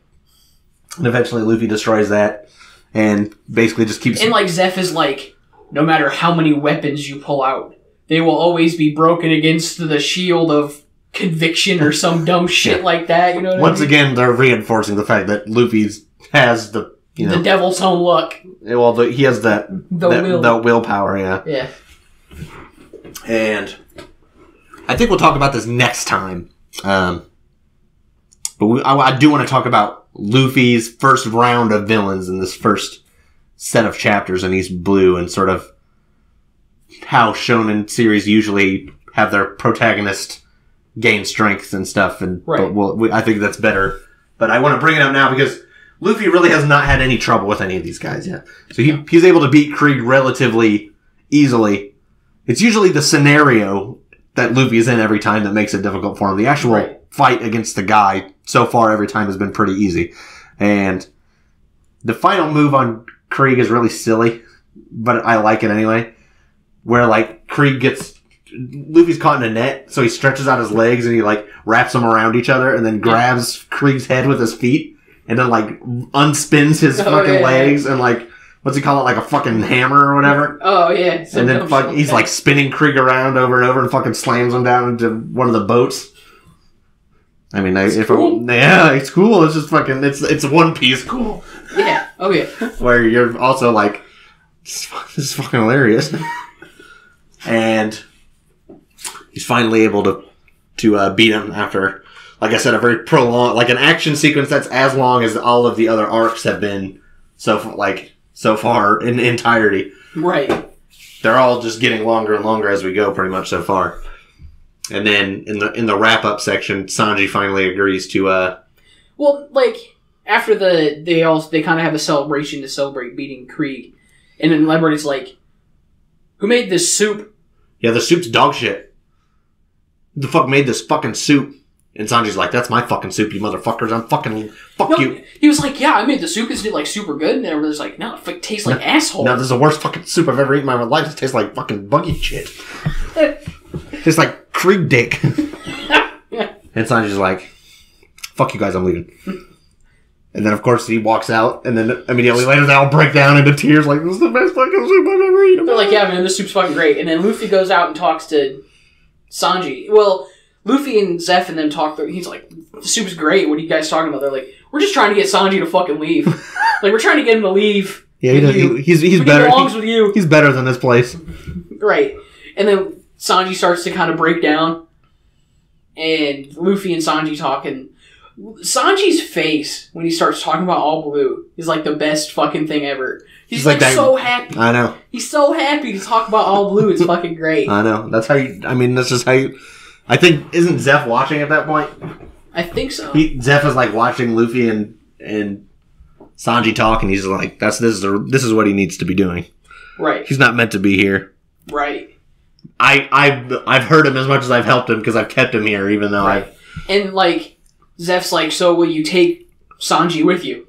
Luffy's like, "No." They're like, "Huh?" He's like, "I'm not gonna." And Zeph's like, "Oh, so you won't take him unless he wants to go, huh?" Stroking his fucking braided beard and stash. Right. And then, like, so Sanji agrees to go, and then they're like, "Hey, Nami's gone." They're like, "What the fuck?"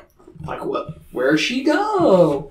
And then, I guess we forgot to mention Johnny and Yosako too. Oh yeah, forgot they exist. They pop up in the build up to the getting to the Baratie arc and they have fucking scurvy, and Nami fucking puts like gives them lime juice, and they act like she's a doctor. Right. Because she knows what scurvy is. Right. They're like, "Wow, are you magic?" And then they've just been around, right? Yeah. Entire arc. They're there. They're Zoro's bros. Yeah. I think one of them ended up going with Nami. Right? Because that's how they know. Like, or am I wrong? One of them followed her and then decided to come back. Yeah. They followed her, the trail of bubbles, the wake. They followed her wake. And then came and back. Like, so now they know where Nami went, and they're like... Because they're like, the direction she's heading and, like, the experience we had with her before, we think we know where she's going. Yeah, because she was looking she was looking at that poster. Right. She's heading to a certain park. A certain Arlong park. Right. And so they're like, all right, I guess we gotta go. So as they leave, I love the Sanji scene is one of my favorites where he like turns around and like breaks down crying and gets down on his knees. Wait, hold up. Usopp, Zoro, and Yosako follow. And then Johnny turns around. And then goes back. And goes back and gets then Luffy and Sanji, yeah. And just that scene where like Sanji gets down on his knees or whatever and breaks down crying. He's like, thank you, Zeph, for everything you did for me. You know, I owe you a lot. The one thing that bugs me about this is like they're all like they always say, "Oh, you crap chef, you crap this, you crap this." I'm like, is this a translation? Yeah, what they're really saying what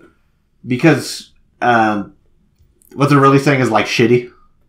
Right. That's like their verbal take is they call things shitty because they're say pirates. Right. They're pirate chefs. Right. So they're always cursing. So they're always calling things shitty, and they're always insulting each other. But they just translated it weird. It's crap. They don't say crappy. They just say crap. Yeah, because how it works in Japanese is you say like you call him shitty or whatever, like as an adjective. Right. And it's like one word or whatever. Right. But it's like I think it's like Sanji has a habit of calling things that anyway. Right. It's like this is you shitty this, you shitty that. Right. It's just like a verbal take he has going forward. He kind of grows out of it though, doesn't he? Yeah, a little bit.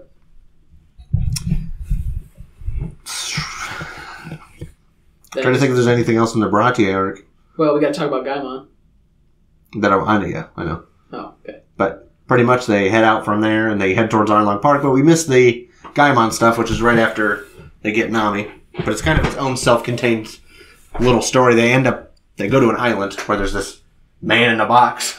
Well, no, they start seeing strange animals. Yeah, these weird fucking Dr. Moreau animals. And he's like, I'm the guardian of this forest, leave. And he like shoots him. And, like, Luffy, like, bounces the fucking bullet back. That's one thing Luffy has a habit of doing is, like, he's just able to repel bullets, so he just never dodges bullets. Yeah. Because he doesn't have to. Yeah. I mean, I guess if I didn't have to. It's like Superman. Right. You don't see Superman dodging too many fucking bullets. Right. So, like, Gaimon's just doing a box with an afro. Yeah, he's like, I've been in this box on this island for 20 years. They're like, what the fuck? You're like, why didn't you get out? It's like, my body has formed into the shape of the box. Don't they say something about Gold Roger? He's like, oh, yeah, that whippersnapper. Yeah. It's like, I wonder whatever happened with him. Right. And he tells them the story that they were searching for treasure on this island. He and his crew at the time, when he was just a regular dude with a big head. Yeah. And he wasn't in a box. Right. And he's like, there's this cliff, and he's like, they're like, all right, we're leaving. He's like, wait, I'm going to check the cliff. And he climbs up on the cliff. And when he gets up there, he sees that there's treasure chests. He's like, oh shit, guys, I found some. And he falls off the cliff into the box. And they, like, forget about him? Yeah, gets stuck in the fucking box, and then they leave. And then nobody's come there for 20... Well, people have tried to come there, but he, like, chases them off or whatever, because it's his treasure. Right. And he's also, like, become attached to the fucking wildlife. How could you not? I know. They're so cute. That's a word for them. I mean, they're kind of neat. And then they're like, well, you know, how about we get the treasure for you or whatever. So then Luffy, you know, he stretches up in this giant cliff because he can't... The reason Gaimon's not been able to get up there is because, like I said, it's on a giant cliff. You have to scale the cliff, basically. Right. And he's also in a fucking box. Yeah, he's stuck in the box, so he has no ability to climb anything. Right. And he's doggy steps to fucking get on his own fucking pile of leaves to go to sleep at night. And Luffy gets up there and opens these chests. And then he kind of just sits there and looks over the edge. And he's like, I lied. I'm not giving you this treasure. And Nami's like, what, huh? I know, yeah. Nami's like, what the fuck? What's wrong with you? You fucking asshole. Everything I thought about you was wrong. And then Gaimon starts crying. He's like, thank you. He's like, He's like, "You're a good kid. You're a good kid. I love you."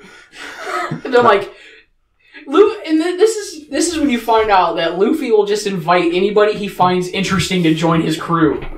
Yeah. Because they're like, "Hey, Gaimon, want to join my crew?" Well, imagine if Gaimon said yes.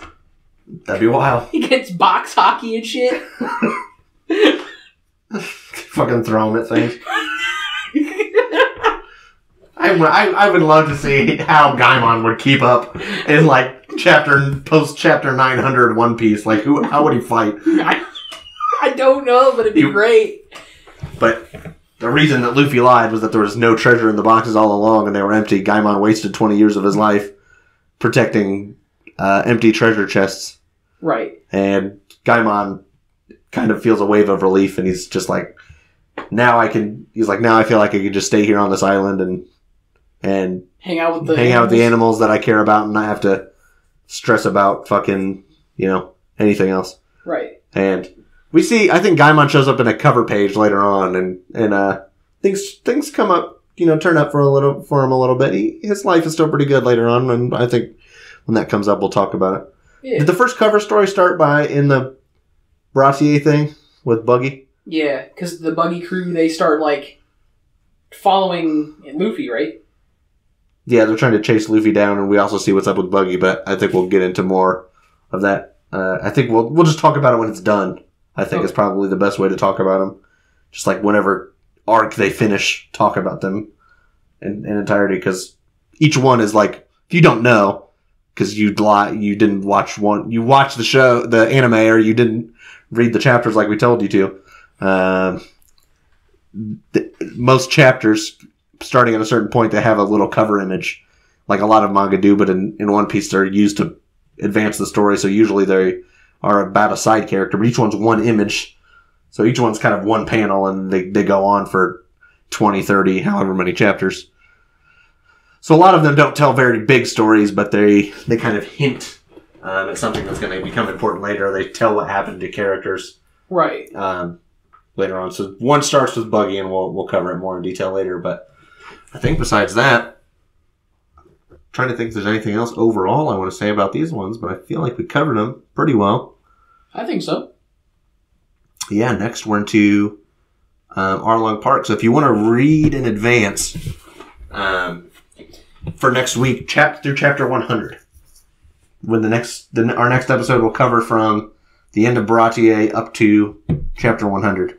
And I think we're going to have a lot to say on that one. Because as we've said, this arc is our favorite so far. Well, at least for me, the next arc is also my favorite so far when we hit that one. And it's just, It's the biggest one yet, and it's got a lot of moving parts, and we finally get some insight into Nami's character. So, stick around. One Piece is God. One Piece is life. It's like crack. Yeah, I mean, it really is. Like, you start reading it, and you're like, oh, it's 4 o'clock in the morning. Yeah, you start fucking being late to your job and shit. Like, I wasn't doing nothing. Then you start jonesing. Wait till you catch up. Then that's when the real hell begins. Yeah. Well, I mean, it's not as bad as, being caught up on Berserk or Hunter x Hunter. Well, because at least One Piece comes out every week. Well, on time. On one hand, it's worse. On one hand, it's not as bad because obviously there's chapters way more frequently. But on the other hand, it's worse because you're always getting a fix. So it doesn't do you enough good. Berserk and Hunter x Hunter chapters, it's like you get to go on vacation and you get fucking really drunk, Yeah. But One Piece is like being an alcoholic. Like you gotta you gotta get drunk once a week, and if you don't get drunk, you start to die. Right. Your body can't function without One Piece. Then Golden Week comes around, and you're like, oh no. Or Oda takes a break so he doesn't die. And you're like, oh, you fucking bitch, you motherfucker. I need my hit. Right. So, anyway, next time on whatever the title of this show is, Arlong Park.